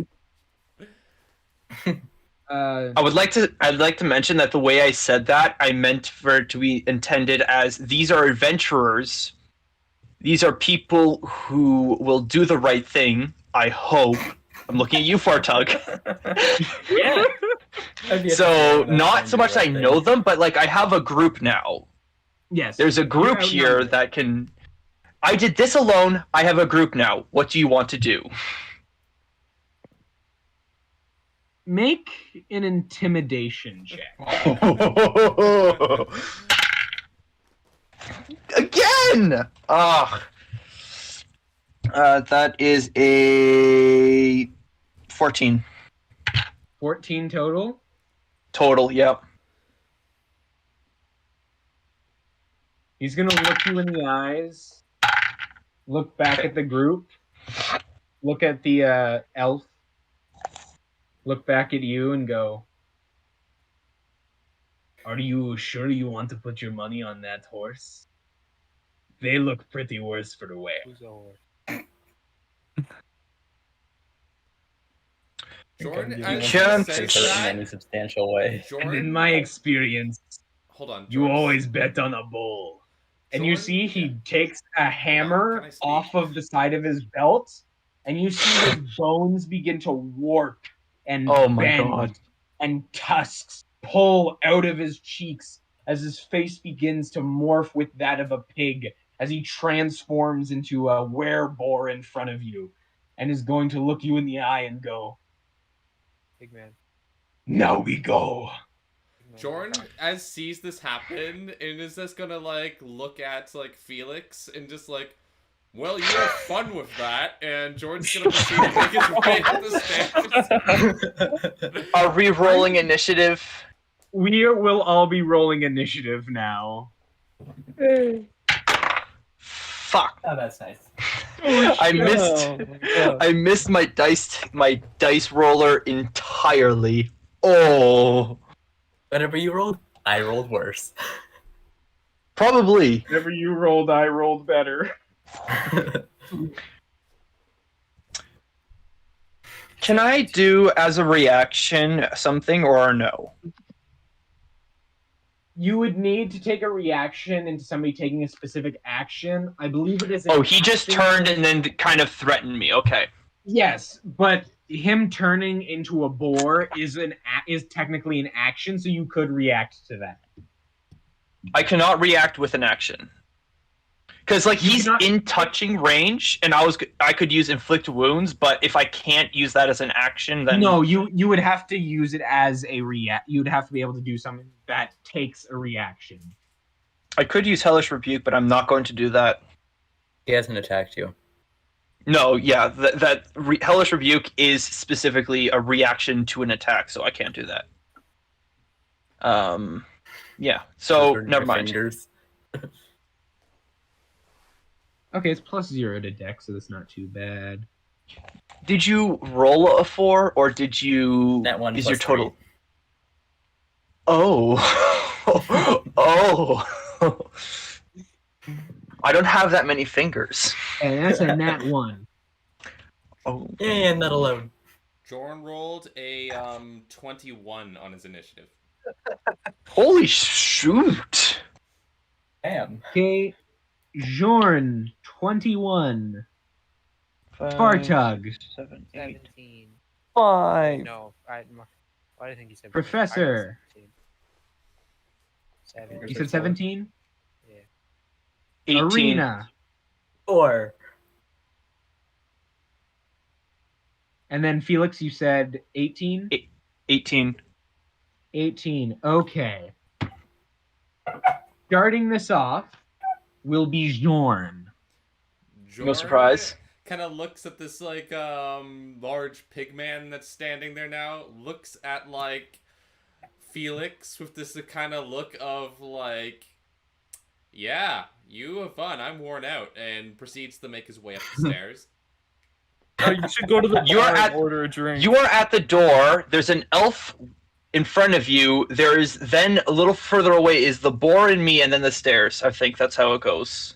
There are no I don't stairs think- in this room. There is just the glass dome. Oh, there's the. Never glass mind. There's dome. just a glass. Well, what's the room like again? Because where's like the It places is, to go? sorry, I Yeah. will re-describe the room. There is a circular Yes. room Okay. that is filled with chairs. On one end there is a door. On the opposite end there is a bar. I'm sorry, I misspoke. I misspoke. There is a spiral staircase going downwards to that platform where you jumped into the vortexing water beneath the floating island. Okay, and where Around you, there is a glass dome that has a stone dome that is a part of the building structure around it. In between there is water that are filled with various sea life and plants. Okay, and where did we meet with like Artug. the character that that helped us, or like no, who hired us basically? Pardon? The characters who there's like the sea hag. The They sea are hag and the downstairs. sea trident are not in the room. Okay. You have seen them use this before. There is a hatch in the glass that you can pass through to swim up to the top of the dome. And then on the opposite side of the glass, there is another hatch that leads presumably into the rest of the building. And we've taken that hatch before, right? No, you have not. You have never been in the rest of the building. Rest of the building. Well, we know where that Jordan's gonna be like so then where is everyone in the room right now then? This room is about 100 feet across. 50 feet from you in the center, there is Felix and the two, the werebore and the elf. Oh, You I are thought at the the- elf was at the door. No, the Carter, I the think gnome Marshall and the wants elf to say are something. standing together. I was trying to say more. The gnome is moving forward and getting in your space as he's speaking to you. So the gnome Okay, they're, so- they're about 10 feet apart. They move together, but they're generally staying close so together. the gnome turned into the Okay. werebore? Yeah, the gnome. The gnome is the werebore. The elf is. has- The elf has the miasma of dark stand floating around his head. Bartug, please, what would you like to say? My question is, which one of them do I recognize as the person that got me out of Vezin? You recognize the elf. Okay. Generally, as you've known him, he is more of an eccentric personality. He loves fun and kind of rule breaking and scheming, but he's generally not a very violent person. Good to know. Jordan's going to try to make his way around, and there's no sign of like the sea hag and stuff like that. No, not in the room that you can tell. Knows where the other hatch goes. How far away is that hatch? The hatch is almost on the opposite side of the room. Jordan's gonna move full movement and then dash. So he's gonna move full 60 feet to get close to that hatch. Okay, you move a full 60 feet to get closer to the hatch.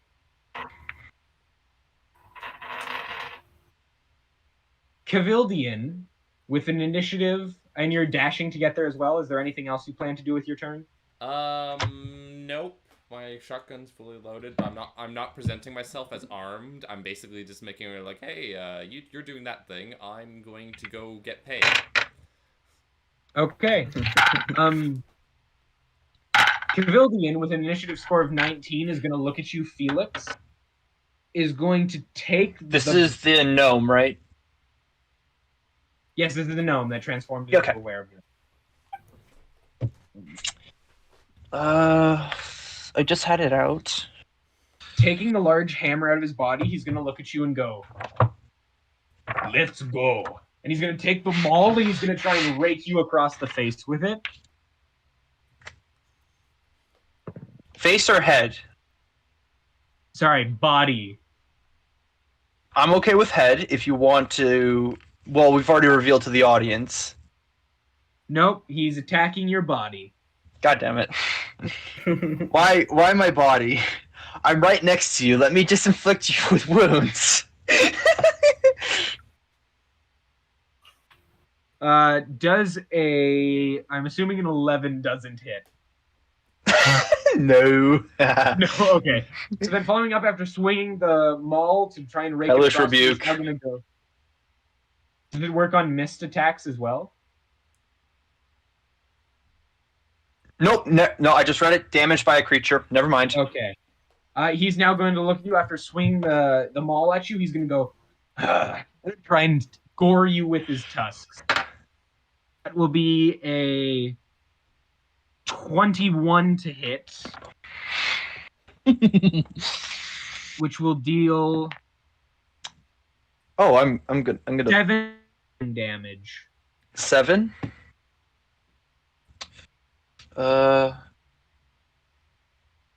That's okay. I'm going to die. Whose turn is it? Did you want to do anything as a reaction? Yes, I'm going to Hellish Rebuke as a reaction. Okay. He makes a dexterity saving throw. Oh! Funny bone. Not very dexterous. Oh, no. Funny bone That attack. is a 13. Nope. 13.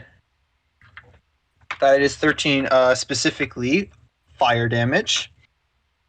Okay, and it is from magic. Okay, he takes 13. So After that, they would recognize, the group would recognize the swirling flame of hell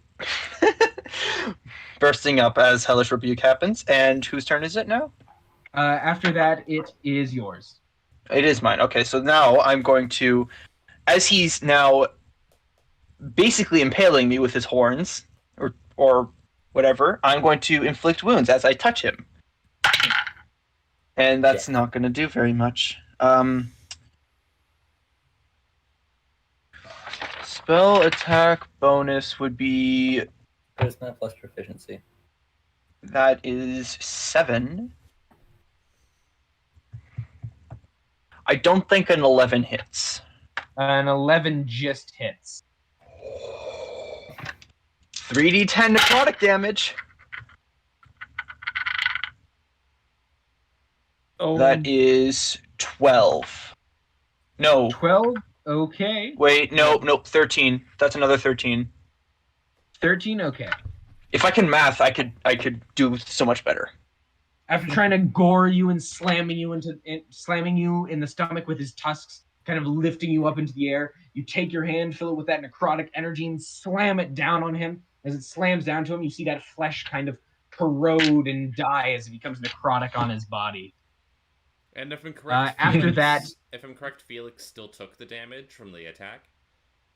yes, he did. I took the damage from the attack, but in response, I Hellish Rebuked him, and then inflict wounds. I did inflict wounds as an action on my turn on him. Yes, while Tusks was resolving on the stack, Felix cast Hellish Rebuke in response. I don't get the stacks, so it doesn't count. Okay, after that, it is the professor. Oh my god, I get to do something. That is break open the door. Hey, there's a hatch we need you to open. Okay, where is it? Tash's Hideous Laughter. What? That's just Yeah, Hideous I Laughter can't hear. on someone. Can I cast Tash's Hideous Laughter on him? Do it on On the Owen. boar or on the elf? On the angry one. On the boar? Okay, yeah, go for it. What is it? Charisma saving throw? I think so. Sometimes the solution isn't always Eldritch Blast.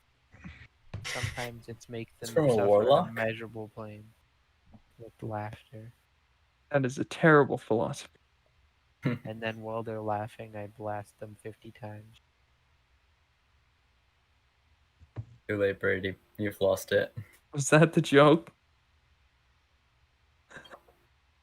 I don't know what a joke is anymore. I blast them with Tash's Hideous Laughter. Does Oh, we can do this. What was that? Damn. There's a spell-like thing. God, why can't I find it? Oh, whatever. Someone else. I don't have it on my list. My Warlock spell list. Tasha's Hideous Laughter. A creature of your choice that you can see within range perceives everything as hilarious, funny, and falls into fits of laughter. If this spell affects it, the target must succeed on a Wisdom saving throw or fall prone, becoming incapacitated and unable to stand up for the duration. A creature with intelligence score of 4 or less isn't affected. At the end of each turn, damage. Okay. It's Wisdom saving throw. Yep. That is a 17.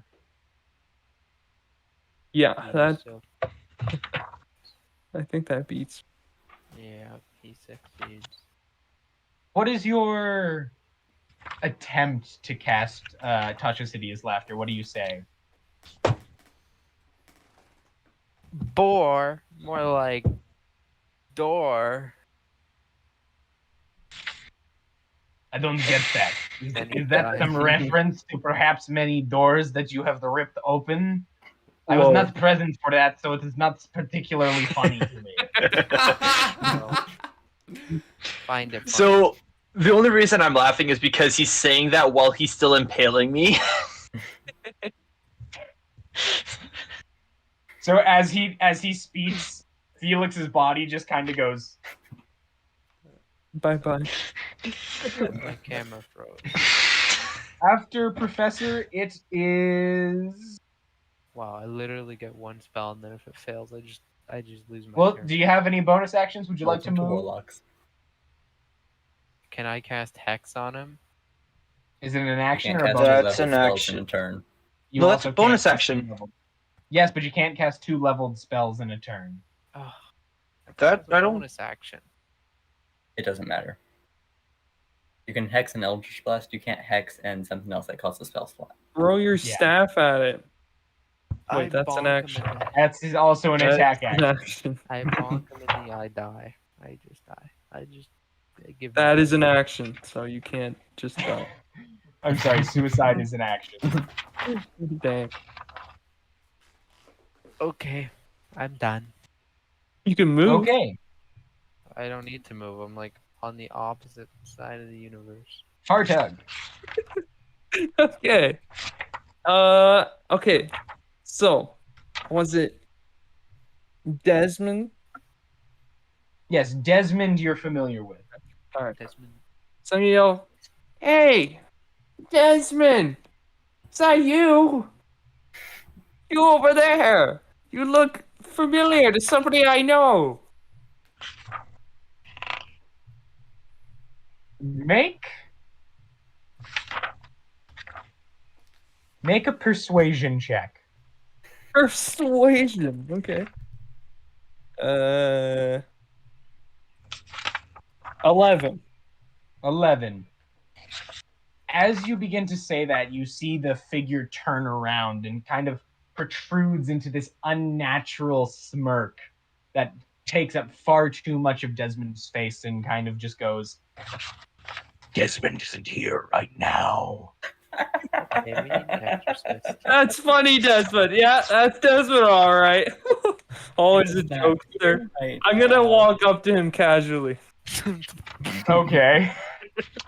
That's a very smart idea. Let's walk Well, up I to can- the demon. I'm gonna go 30 feet. Okay. And then, I'm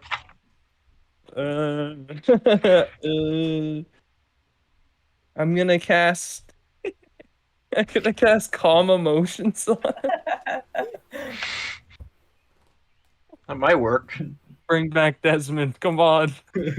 Calm emotions. Charmed or becomes an frightened, I exorcist. believe it is. Oh, is he charmed? I don't know. I'm just going off of memory here. I guess I can do it in a group of people, but I guess the other guy's not a humanoid anymore. Right? Yeah, charmed or frightened. I think a werebore, any sort of were, is still But humanoid. Wenbor. Oh, does it only let you affect humanoids? Yeah. Yeah. The pig's not going to be affected. I mean, a werewolf. So I'll just do it on. Oh, a werebore is a humanoid shapeshifter. Yeah. Brady's Otherwise, it would genius. just if it was not a humanoid, then it would just be a boar. I'm sorry. Right now, I'm going into the semantics of how I wrote the possession ability of this creature, and that will determine how effective this is. Because I need to figure out what it will actually do before I roll for him.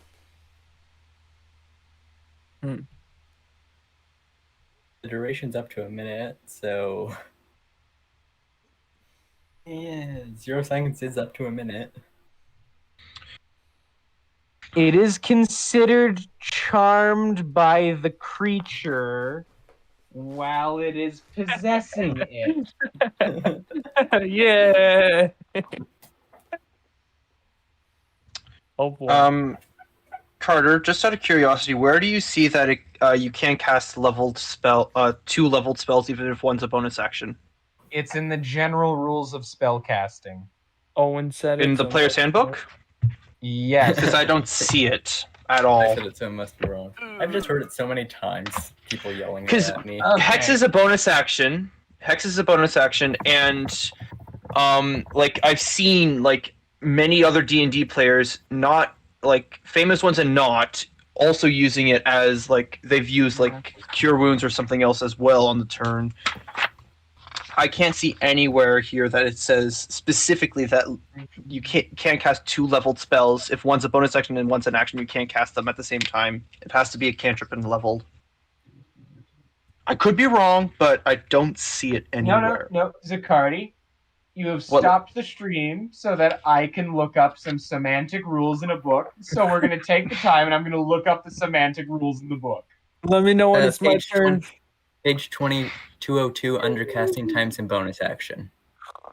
A spell cast with a bonus action is exceptionally swift. You must use a bonus action on your turn to cast the spell, provided that you haven't already taken a bonus action this turn. You can't cast another spell during the same turn except for a cantrip with a casting time of 1 action. I did not see that. Thank you. There we go. Thank you, Owen. You're welcome. Google's nice. Google tells me I know, things. Google's very efficient. Fartug, you are yeah. casting Calm Emotions on On Desmond. Desmond. What saving throw is it? It is a charisma saving throw. And it Okay. can choose to fail it, so you should probably.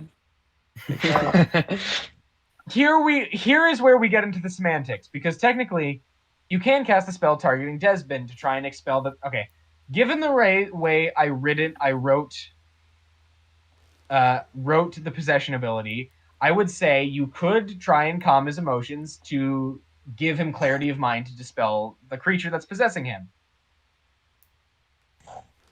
However, Desmond is also not in control of his mind right now. You would need to use the calm emotion to give him control of his mind.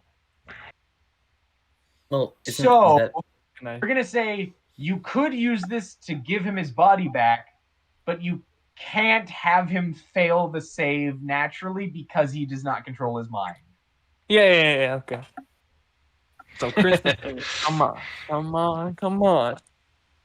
I have a spell save of 14. Yeah, I think that's right. You said it was wisdom saving throw? No, charisma. Oh, charisma's even worse. I rolled a natural 8. Oh, yay! As you walk over and you cast Calm Emotions on him, what do you do as you cast the spell? And be like, hey, Desmond, remember this? And I pull out my 10-foot pole. Hey, this thing's still going, huh? The demon just dies. As the creature you look into the creature's eyes and begins cackling ferociously, going,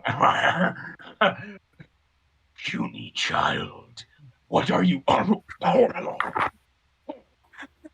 It begins hacking up and coughing profusely, and as you cough, you see it's expelling more and more and more and more of the dust out of his body as the dark sand times erodes itself from it. And he looks up at you and goes, "What are you doing?" You see the eyes suddenly no longer become white and become their normal, like, bright green. And you hear Desmond's voice come over and go, "Fartug, what's going on?" Desmond, I'm about to ask you the same thing. What? Why are you coughing up black sand? What did you eat for supper? I have no idea, man. You see the creature the dust begins to fall out of him, but is not yet entirely out of his body. Is there anything else you'd like to do at this time? I think that's all I can't do. I think I'm out of bardic inspiration for today, so yeah, that's all I'm Got gonna it. Okay. After that, it is Ariena. She looks so fine. I cast reverse emotions. He doesn't have any spell slots left. Ah. Do the Owen strat. Damn it, Marshal, why are you like this? You know exactly. I'm sorry, what I'm what's the thinking. Owen strat? He goes Try and talk to them and get slaughtered. He goes in, runs, it's like, hello, friends. Done. Okay. I've employed it to great effect. To be fair, didn't you just do the Owen strat? You just didn't get slaughtered? Me? Only Owen can Hey, do look, the Owen that's- strat. Listen Really lucky. He used magic. Okay. That's cheating. Ariena, what are you doing? Sorry. I'm gonna try and attack the boar. Okay, with what? A dagger. I don't think I have anything. I have a rapier. I'll use a rapier. Okay, roll to attack. You should use the flanking Oh. I'm telling great with my weapons. Bradey is I should have just... used the dagger. That's a 10. It's a 10. As you take out the rapier and you thrust forward, it kind of clatters off the skin. Like, not even off armor, or the hide. It just physically is deflected by the skin and doesn't puncture. And the boar kind of looks behind you and goes, "Don't suppose you have... Sorry. Turned with the boar. Don't suppose you have any silver, do you?" I throw a silver coin at it. As he says that, you think back momentarily to earlier that day. And you hear something that Seath said to Jorn, and he said, "Funny thing, the military that turned me into a werewolf shot me and forgot to use silver bullets, so guess I don't die then." Return to right now. Let's have a backstory character of mine roll on in just so we can have like an obscure idea how to deal with a lichen. I throw a silver coin at it. I have nothing Sure, else to bonus do. action, you throw a silver coin. Roll an attack. That'll do it. No, insert it like a Natural 20? slot machine. It was like... Cheating, he's cheating. He's literally hacking. Did you just say natural 20? Roll 2d6. Roll 2d6, Owen. I was gonna be like, sure, maybe you deal a damage. No, natural 20. Okay, improvised weapon. Okay. Improvised weapon, the silver coin. Oh god, it's Just gonna mark myself down 1 silver quickly. What do you do here where you like go and you try to stab deep with the rapier and then all of a sudden you're just like, oh, silver coin. What's the thought process? What happens The here? only silver I have. Like, the thought process here is I don't have any silver, but like, she's just gonna, like, I have a bag of silver coins, just pick it up and toss it at him. You just toss it forward. Okay, as you toss it forward, you see it kind of clatters against his skin, and it starts to almost burn him as it clatters off and down into the side of the room. And he I goes, do have silver. I got to remember not to taunt people as much. Oh, that's awesome. After Ariena, it is Jorn. the two entities now fighting for Desmond. So I'm going to make a wisdom check for Desmond Aterthium. See if he can expel this demon, assisted by his calmed emotions by Fartug. What a nice guy. That is cocked. That total of 16, Oh no! which is just enough. As you Uh-oh. see, Desmond begins to hack and cough and cough and cough. You see all of that dust explode out of his lungs and scatter across. As you see that shape that is Sorry, you familiar froze. to you, Felix. Oh, never mind, you're good. No, he didn't. You froze That for a is second. familiar to Felix swirl around and then perch itself on the floor with that silhouette of the long dark horns wrapping around his head and the long thin nails with a faceless front and amorphous body. Looks around and goes, "Hmm." And you see he kind of smells the air and you see it head turn towards Jorn. Oh no! You won't fight, you'll be made to fight. I am going to now roll. We're going to the top of the round, so I'm going to roll to see where this creature now enters in on the initiative. Fair enough. Interesting. Because now Desmond and him are separate entities. Okay, so that'll be 10. Maybe I've done the wrong thing. I don't know. Maybe Should have just killed Desmond.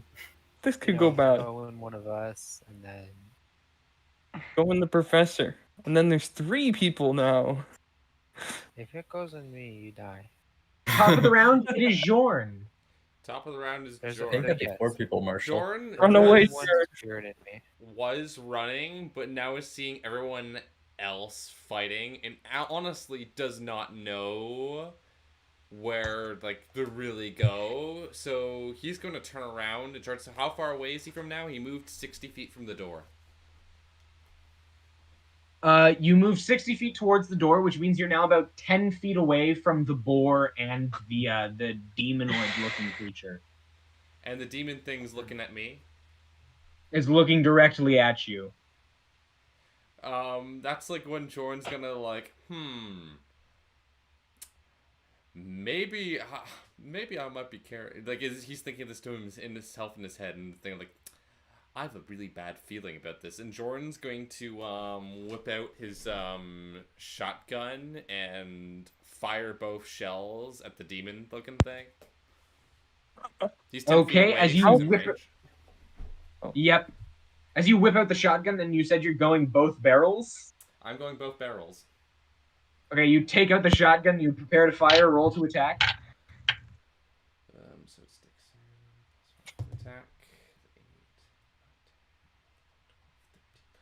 13.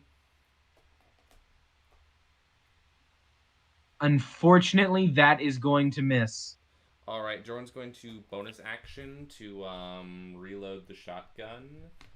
I'm just gonna hold on. Okay. And then I'm going to move 30 feet away from the demon. Okay, as you back up 30 feet away, getting closer and closer to the dome, as you took out the shotgun and fired it towards him, you see its body kind of dissipates and then reforms around it, and then kind of still stares there looking at you. After Jorn, it is Should be the Dovehian. pigs. Yep. Is the big pig who's got you on his tusk. He's going to make a tusk attack at you. But your tusks are already in me. How are you making another tusk attack? It's picking you That up and will smacking be you.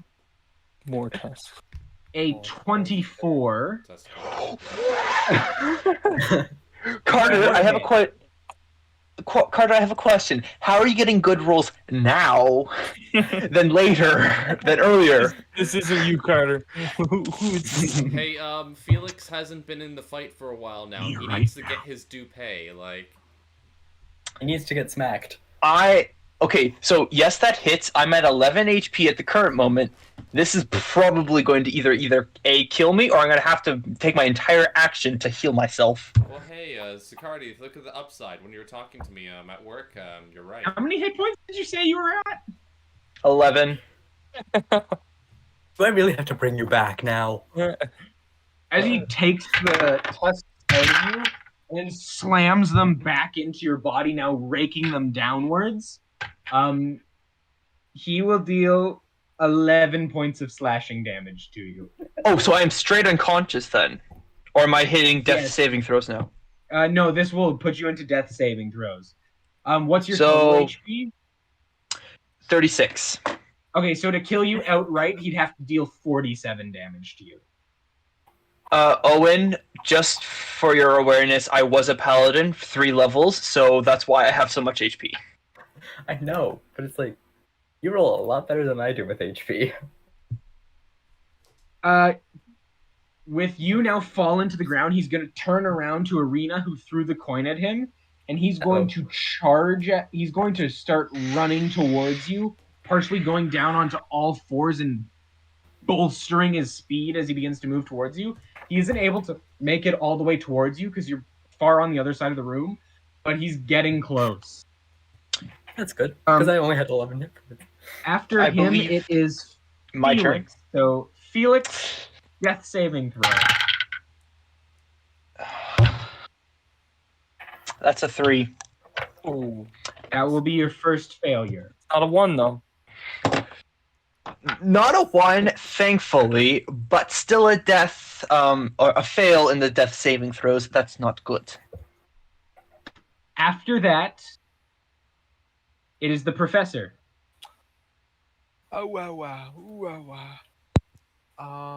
Okay, so we still gotta kill the big bad werepig, am I correct? Or deal And the with demon. it. And Do you have any way to, like, capture the demon or something? yes, I force it inside my body. Okay, so werepig Good is dance. problem, and I think I'm gonna take care of it.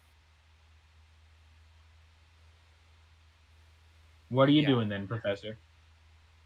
Okay, so we all know that the silver coins are well, silver is good against the werepig. So far, you've seen silver work and you've seen magic work. Okay, well, what if I used both? What if you Eldritch Blast a silver coin? That was silver. Oh. Owen, you're stealing. Now it's not gonna sound as cool when I say it. Wow. You know what? Points for creativity. There might be a slight damage boost. I aim it at Owen. I kill Ariena.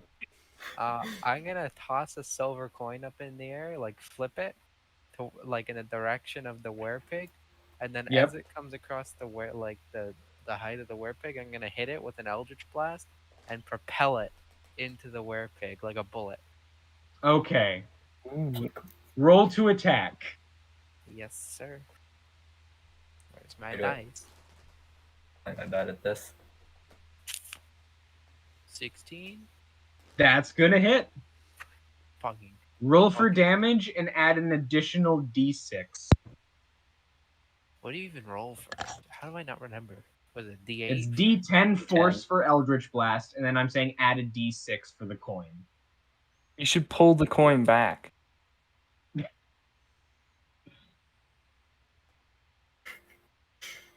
And then It's I like also apply my toxic spell passengers. attack bonus, or no?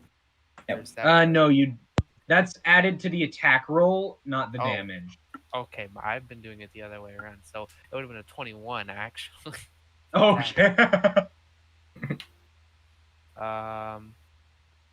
13. 13. Would you like to describe it? So yeah, the Eldritch Blast sort of envelops the coin almost, and it carries the coin into him. So he gets hit by the Eldritch Blast, but the force of the Eldritch Blast continues with the coin, and it propels the coin through his body like a bullet would. Now I'm having X-Men flashbacks. Oh yes. Move the coin. That's As the coin fires through him, leaving that like straight through and through his shoulder, he coughs up a little bit of blood out the boorish mouth that kind of splatters on the tusks that are still covered with fresh Felix. sorry. And he begins to groan as if very much in pain. After that, it is you. Sorry, Professor, anything else before you pass the turn?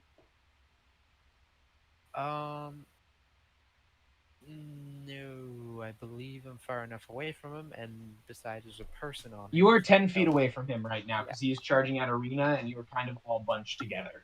I doubt he'll come for me. I'm done. Hey, look at that guy over there. You should squish him. Okay. After that, it is Ariena. Sorry, not Ariena. Oh, it actually goes to the demon. The demon looking at you, Jorn, kind of sniffs the air, and he kind of goes, I guess you have it. And he is going to use his action to attempt to possess you. I'm, 40 feet away? No, you're 10 feet away. Oh, right, you moved. Sorry. He will move. He will take his 40 feet fly speed and glide across towards you until he's on top of you, Jorn. And then he's going to attempt to possess you. So as the smoke curls around, fires up into the air and slams back down, forcing your head back and sliding down into your mouth and exploding out through your eyes and ears, make a wisdom saving throw. Oh God. Please no demon Jorn. Wisdom Demon saving killer. throw. A Good 4. demon join, more demon dead. A 4. Oh. Jorn, you begin to feel your arms twitch and move, and you feel your mind recede into the back of your brain as you feel another inhabitant enter your mind and go, this one feels different from the rest. This one has no magic. He carries it, though. And you hear this all in your brain, and you feel his arm reach inside your vest, your coat, and pull out the book. Oh. Oh. Wait, he's touching it with his hand? That the demon is grasping the book around the cloth. Oh, okay. He grasps it, and that's all he can do for his turn. After that, it is... So is the demon professor gonna take it, or is demon Jorn gonna take it? The important questions here.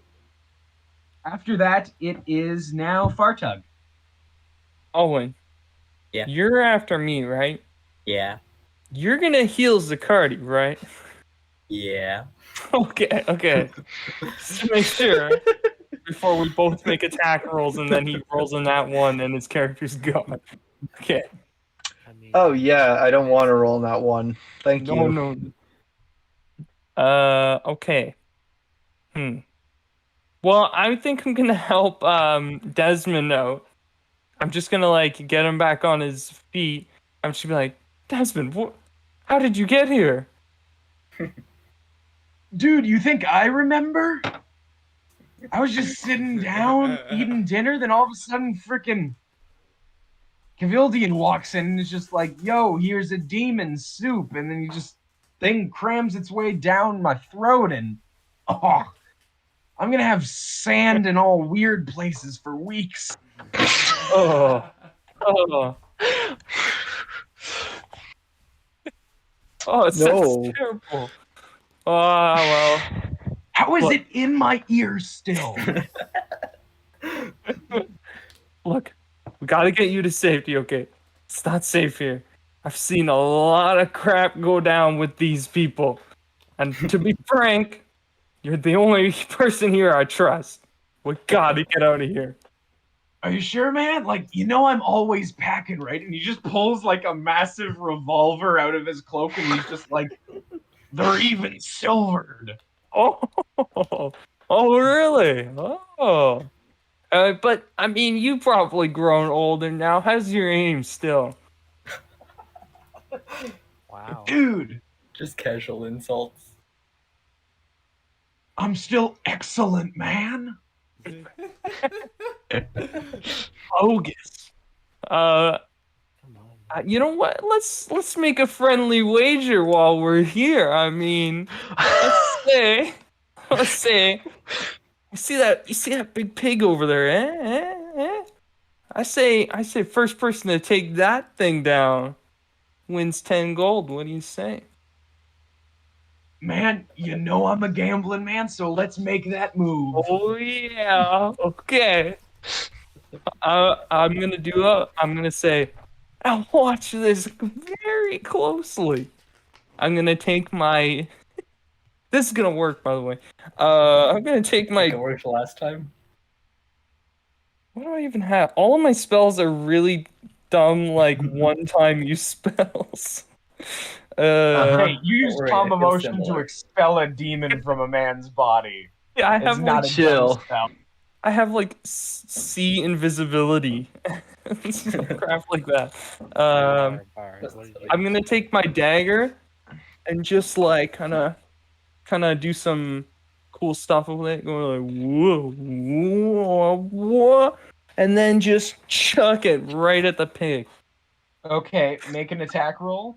Okay. Is this Dex because I'm throwing it? Yes, this would be dex. Yes, it would be Dex. Yay! I believe daggers you can use dex anyways. Oh.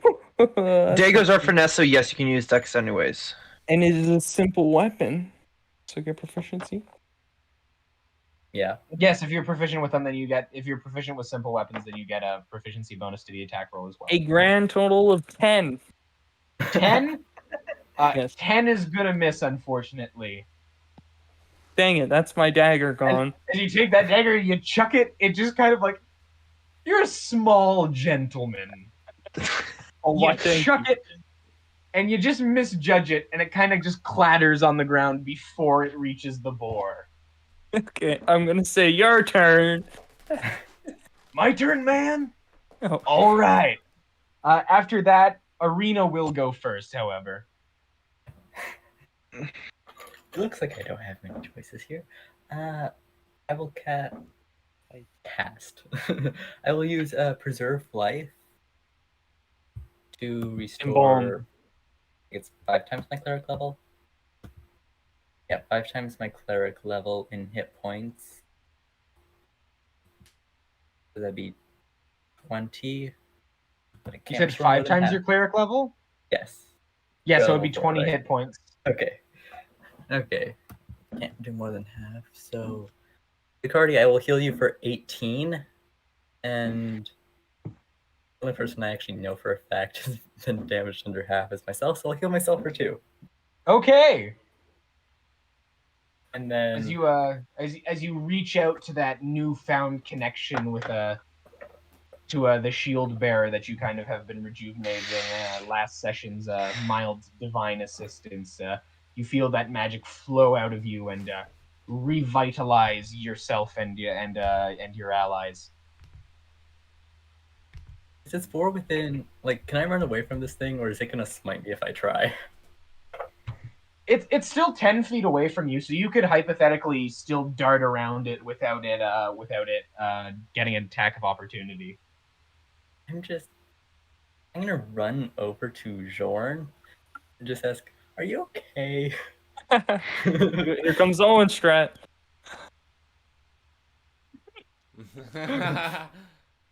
Jorn, do you have any response? Aren't I Reloaded possessed? shotgun. Right, you're currently possessed. You hear a faint cackle coming from Jorn's body. I think Jorn was like 40 feet away. I don't think I can run away. Well, you got Done. 30 feet. You get 30 feet to him, and then you'd be stuck there with the demon. Just make him burp it out.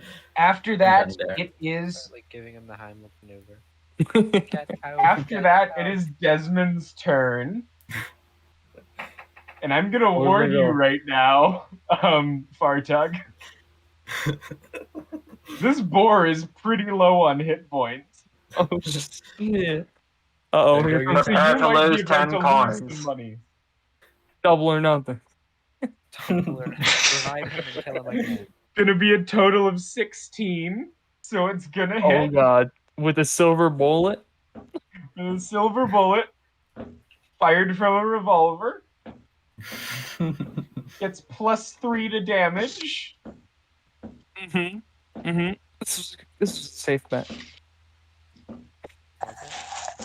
Carter, you're kind of shaking violently. Yes, I'm aware. Carter, are you good? You see Desmond takes out the revolver, spins it, and goes, "Watch this, man!" and just fires it. And smoke just like fills the area as like this thing was probably like not an actual Vassenrai firearm. This is probably like an imitation that somebody has tried to pull off after getting a black market design. It's Powder is not packed properly, long. so it just fires like it's like the like old school like cartoon Joker revolver where it's like way too long. It just fires it and just goes, and you see the bullet fly through and slam into the boar. He does not die though. Yes. Yes. Top of the round, There's it another is guy. Jorn. Do I have an Bleeds. opportunity to try to retake control? You do at the end of the turn. Okay. Uh-oh. He is going to use your action Shotgun. to become depossessed from you, and he's going to fade out. And you see his slender form kind of disapparate and fade away and peel off of your body like a blanket, and he reforms into that tall, shadow-esque figure holding the book and goes, "This is all I needed." And you see he begins to swirl into that mist again. As he pours out and flies, he's going to go straight for the door. He's Like an able to make opportunity it to the attack? doorway. So I get an attack of Pardon? opportunity? I get opportunity. Would get an because I'm attack of next to him. opportunity if you want to spend your reaction. Slap him. Yeah. I guess I still have a shotgun in my hand. What's my dice? 14 plus. You know what? 3. Let's try The it. 17 hit. Oh, hold on. Who's getting the attack of opportunity? Technically, he will move past both of you, so both of you could take your reactions to guess take attacks of opportunity. I'll We'll take start it with first. Jorn because he was closer, seeing as it was inside of him. Yeah, that tends to help. Jordan's going to fire a shotgun round at him. I'm going to only fire one shell. Okay. That's a dirty 20. Dirty 20? Yeah, that's going to hit. Hit. I'm going to use my last superiority die to attempt to do a trip attack. Or how would a trip attack work? Would a trip attack work on this? Trip attack. When you hit a creature with a weapon attack, you can expend one superiority and attempt to knock the target down. So I guess technically that would work. You add the superiority die's damage throw. If the target is large or small, it must make a strength saving throw. On a failed save, it's knocked. I knock the target prone. So, okay, I'm rolling a d8 and I'm adding my superiority, 1d8 superiority die. And Okay. the demon must make a strength saving throw.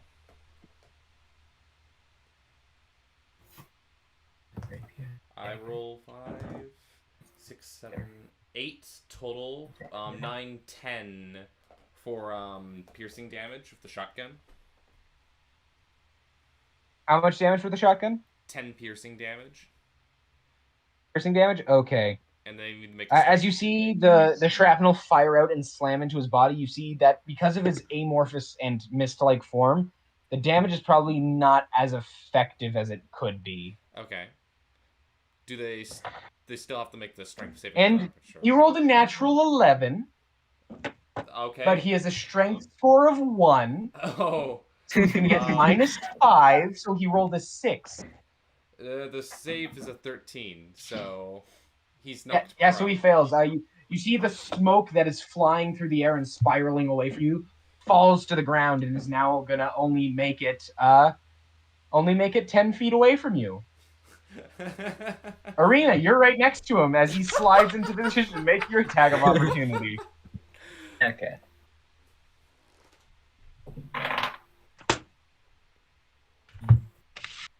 Does an 18 hit? Yes, it does. Where's my D8? He'll take 10 damage. 10 damage. Okay. He's not looking the best. Thought he would get a swift escape. Whack. Oh, Then- sorry. What were you attacking him with? I was attacking him with the rapier. Okay. The damage as well, piercing his form in this state, is very unnerving. It's very difficult to damage him thoroughly. So you see, your rapier attack also does not make a full impact into his body.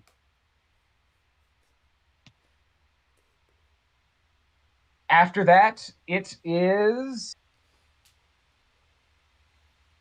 going to be the boar. Oh god. The boar now, with the demon trying to escape, looking around him at everybody, you see that his allies have left him. He's going to look around heavily damaged. He is going to make a charge out the door and down the steps of the Mermaid's Call. And he is going That's to try provoking a lot of attack of opportunity, doesn't it? Because of a lot of people around the door. No, because Ariena has moved into the room. Fartug has moved into the room. Jorn is in the room. The only person who's there who might be able to is the professor, but the professor is 10 feet away from him, and you can only make an opportunity attack with a melee weapon that you had equipped. Never mind. Someone's escaping. So he flees off into the night. Bugger. After that, it is Felix. You're back up. I am back up. I am going to use my bonus action to use Healing Light, which is my Warlock Celestial ability. 2d6 healing on myself because I am low. That is fabulous. I got 22. I'm at 22 now. It was a 3 and a 1, if you were wondering. And the demon that's on the ground Yes. with the book Yes. that is damaged, Yes. which means I get to use a d12 when I cast Toll the Dead on it, which is a spell, but it only works if he fails a wisdom saving throw. Okay. Well, now you're gonna tax the dead? What does the spell do? Toll the Dead makes a bell that rings in his head, and it deals 1d8 damage unless the creature is damaged. If the creature is damaged, it deals 1d12. Yeah. I will be straight with you. He gets a +4 to his wisdom save. I might have to go Eldritch Blast then. No. No. Ban you from using this. That is information I would only share with you if you have locked in the spell choice. Do I want to lock in my spell choice? Or do I want... I was also thinking about Sacred Flame. Yeah, I think he told you that, and that you already did. Yeah. Yeah. I think he just. Yeah, I Your think choice he is Fair means enough. you're doing it. I don't think he means you. have a Okay, choice. what's the save? Or like what's the roll for the wisdom? It's a 9, so it's a 13. Spell save DC's 15. Yes. D12 necrotic damage. Felix 10 consults necrotic. his list of resistances. Necrotic. 10 necrotic So- damage. Oh, The please tell me bells he's... begin to ring and his head fills with pain. You see some of the sand begin to fade and lose its floating ambient potential and just fall onto the ground. Anything else, Felix? I'm gonna get up. Okay. You stand up. I'm gonna and use Just gonna let you know. half my movement. I'm going to... I know. We're almost there. I'm gonna get up and I'm gonna just stand there. Okay. After that is the professor. T-pose. Oh.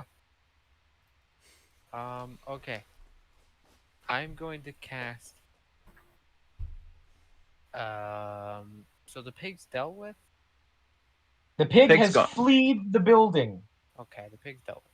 I'm gonna cast. Hex on the spirit if I. Okay, bonus action hex. Bonus action hex.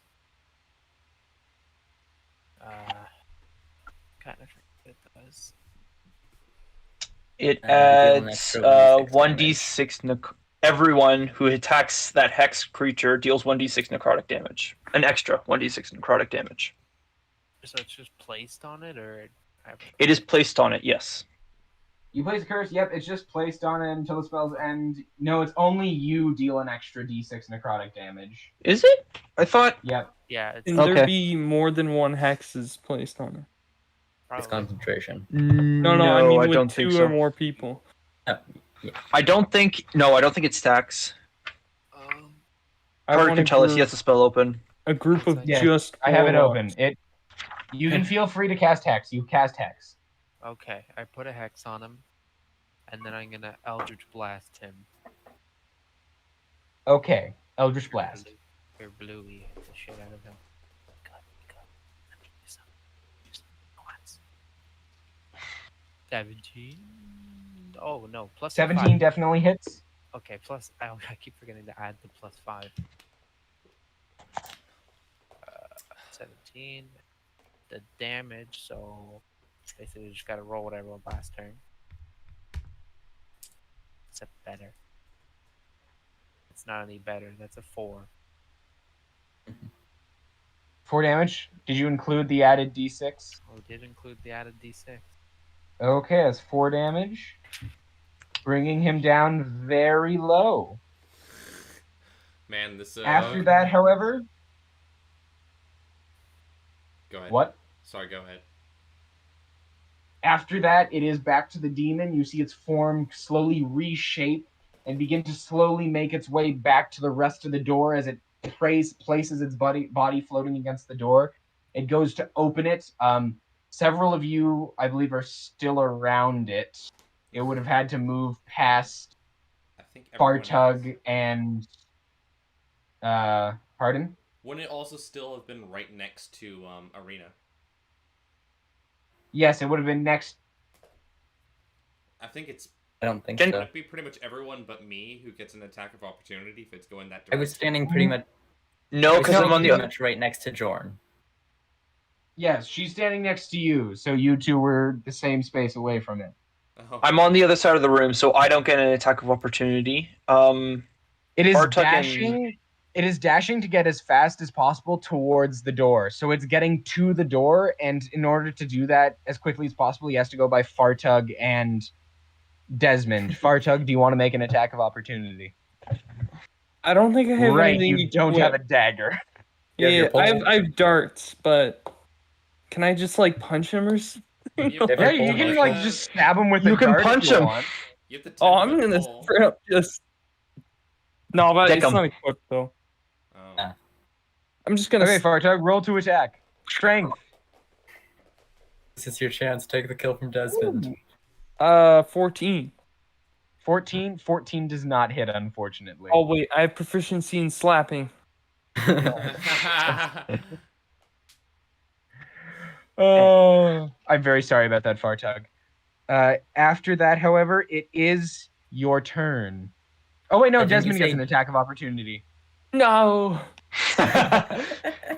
Ready to lose those 10 gold? Desmond fires off the gun again, but so much smoke gets blown back he can't really aim, and the bullet fires wide and misses.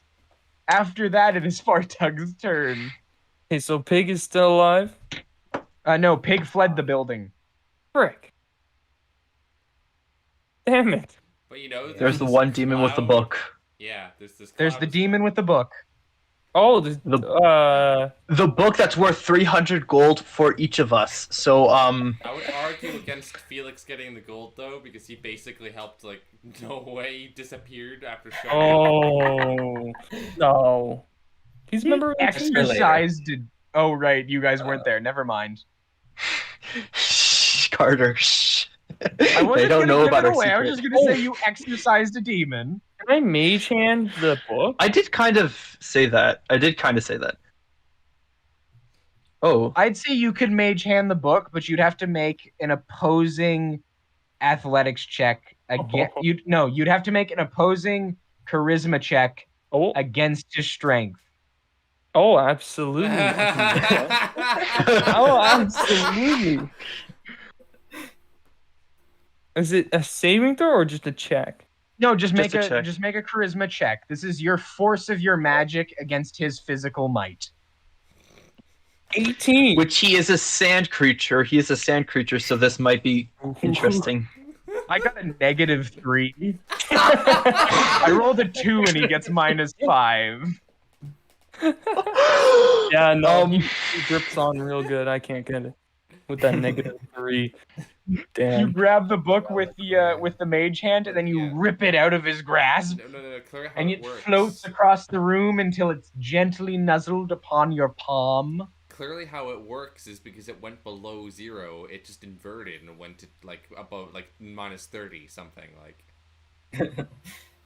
Hey, Yeah, it so- reset because it went below 0. He actually rolled a 22. Oh, that makes sense. Sorry, a 27. Because the counter resets. Okay. no, Reset you, set. you D&D, like, successfully steal the book from him. woohoo!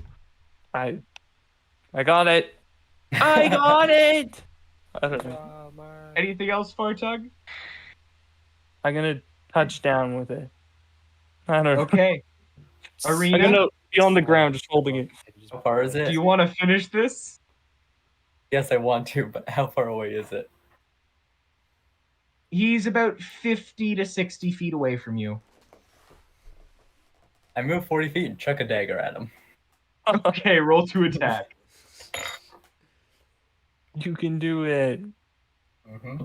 Go, Owen. Go, Owen. 9 plus. I think that's a miss. 14? 14, yeah, unfortunately, that's a no. And I'm done. So many daggers lost this kind. Which means there's one more person left, Fartug. Oh god, it's Desmond. Desmond, please. smoke blowing around him, takes out the revolver. My 10 gold. The No. last shot in the chamber goes, Fartug! You're gonna owe me. Oh, you fricker. It's an 18 to hit. Oh my.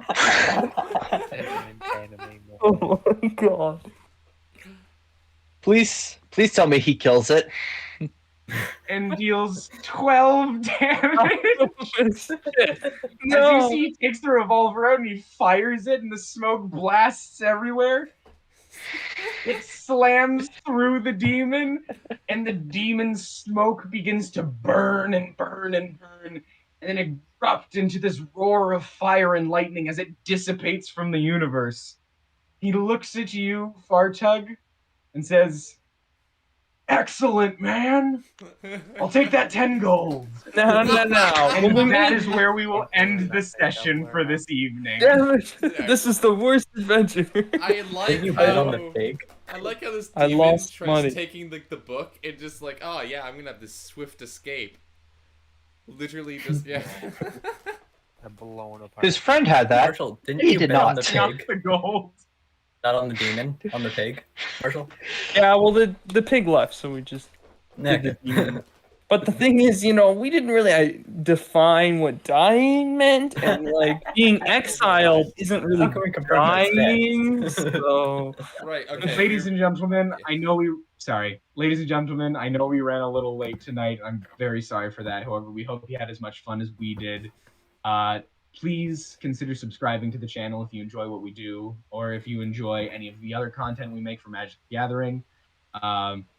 We have a lot of fun making our content. We hope you have a lot of fun watching, and I hope you do. Please have a good night. I'm sure that's a sentiment extended by all of us. My eyeballs hurt. Marshal. Anything else anybody else wants Marshal. to share? You know the cue. No.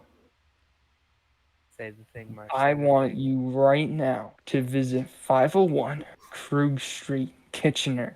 Go. Visit Phoenix Games and Hobbies to get an exclusive Reliquary Tower Goblin token with any purchase magic related. And to smash that bell icon. Okay, have a good night, Of though. course. I'm assuming you can also get Dungeons and Dragons product there as well. Yes. Yes. Also, If that's Warhammer. more of your thing. I'm just gonna throw Dice in the final goblins. notes then. Thanks for watching as always, but of course make sure to like, share, and subscribe. Maybe check out our most recent post today, a very high quality lore video. Who knows, if you're not even into Magic the Gathering, you might find some appeal in it. Make sure to check out our Discord server, get involved, chat with the team here. Maybe if you're into Magic, we play Paper Magic online. It's pretty epic. But anyways, that's all from me. Thank you very much. Please have a good night. Night all. Hello. I hate Desmond now.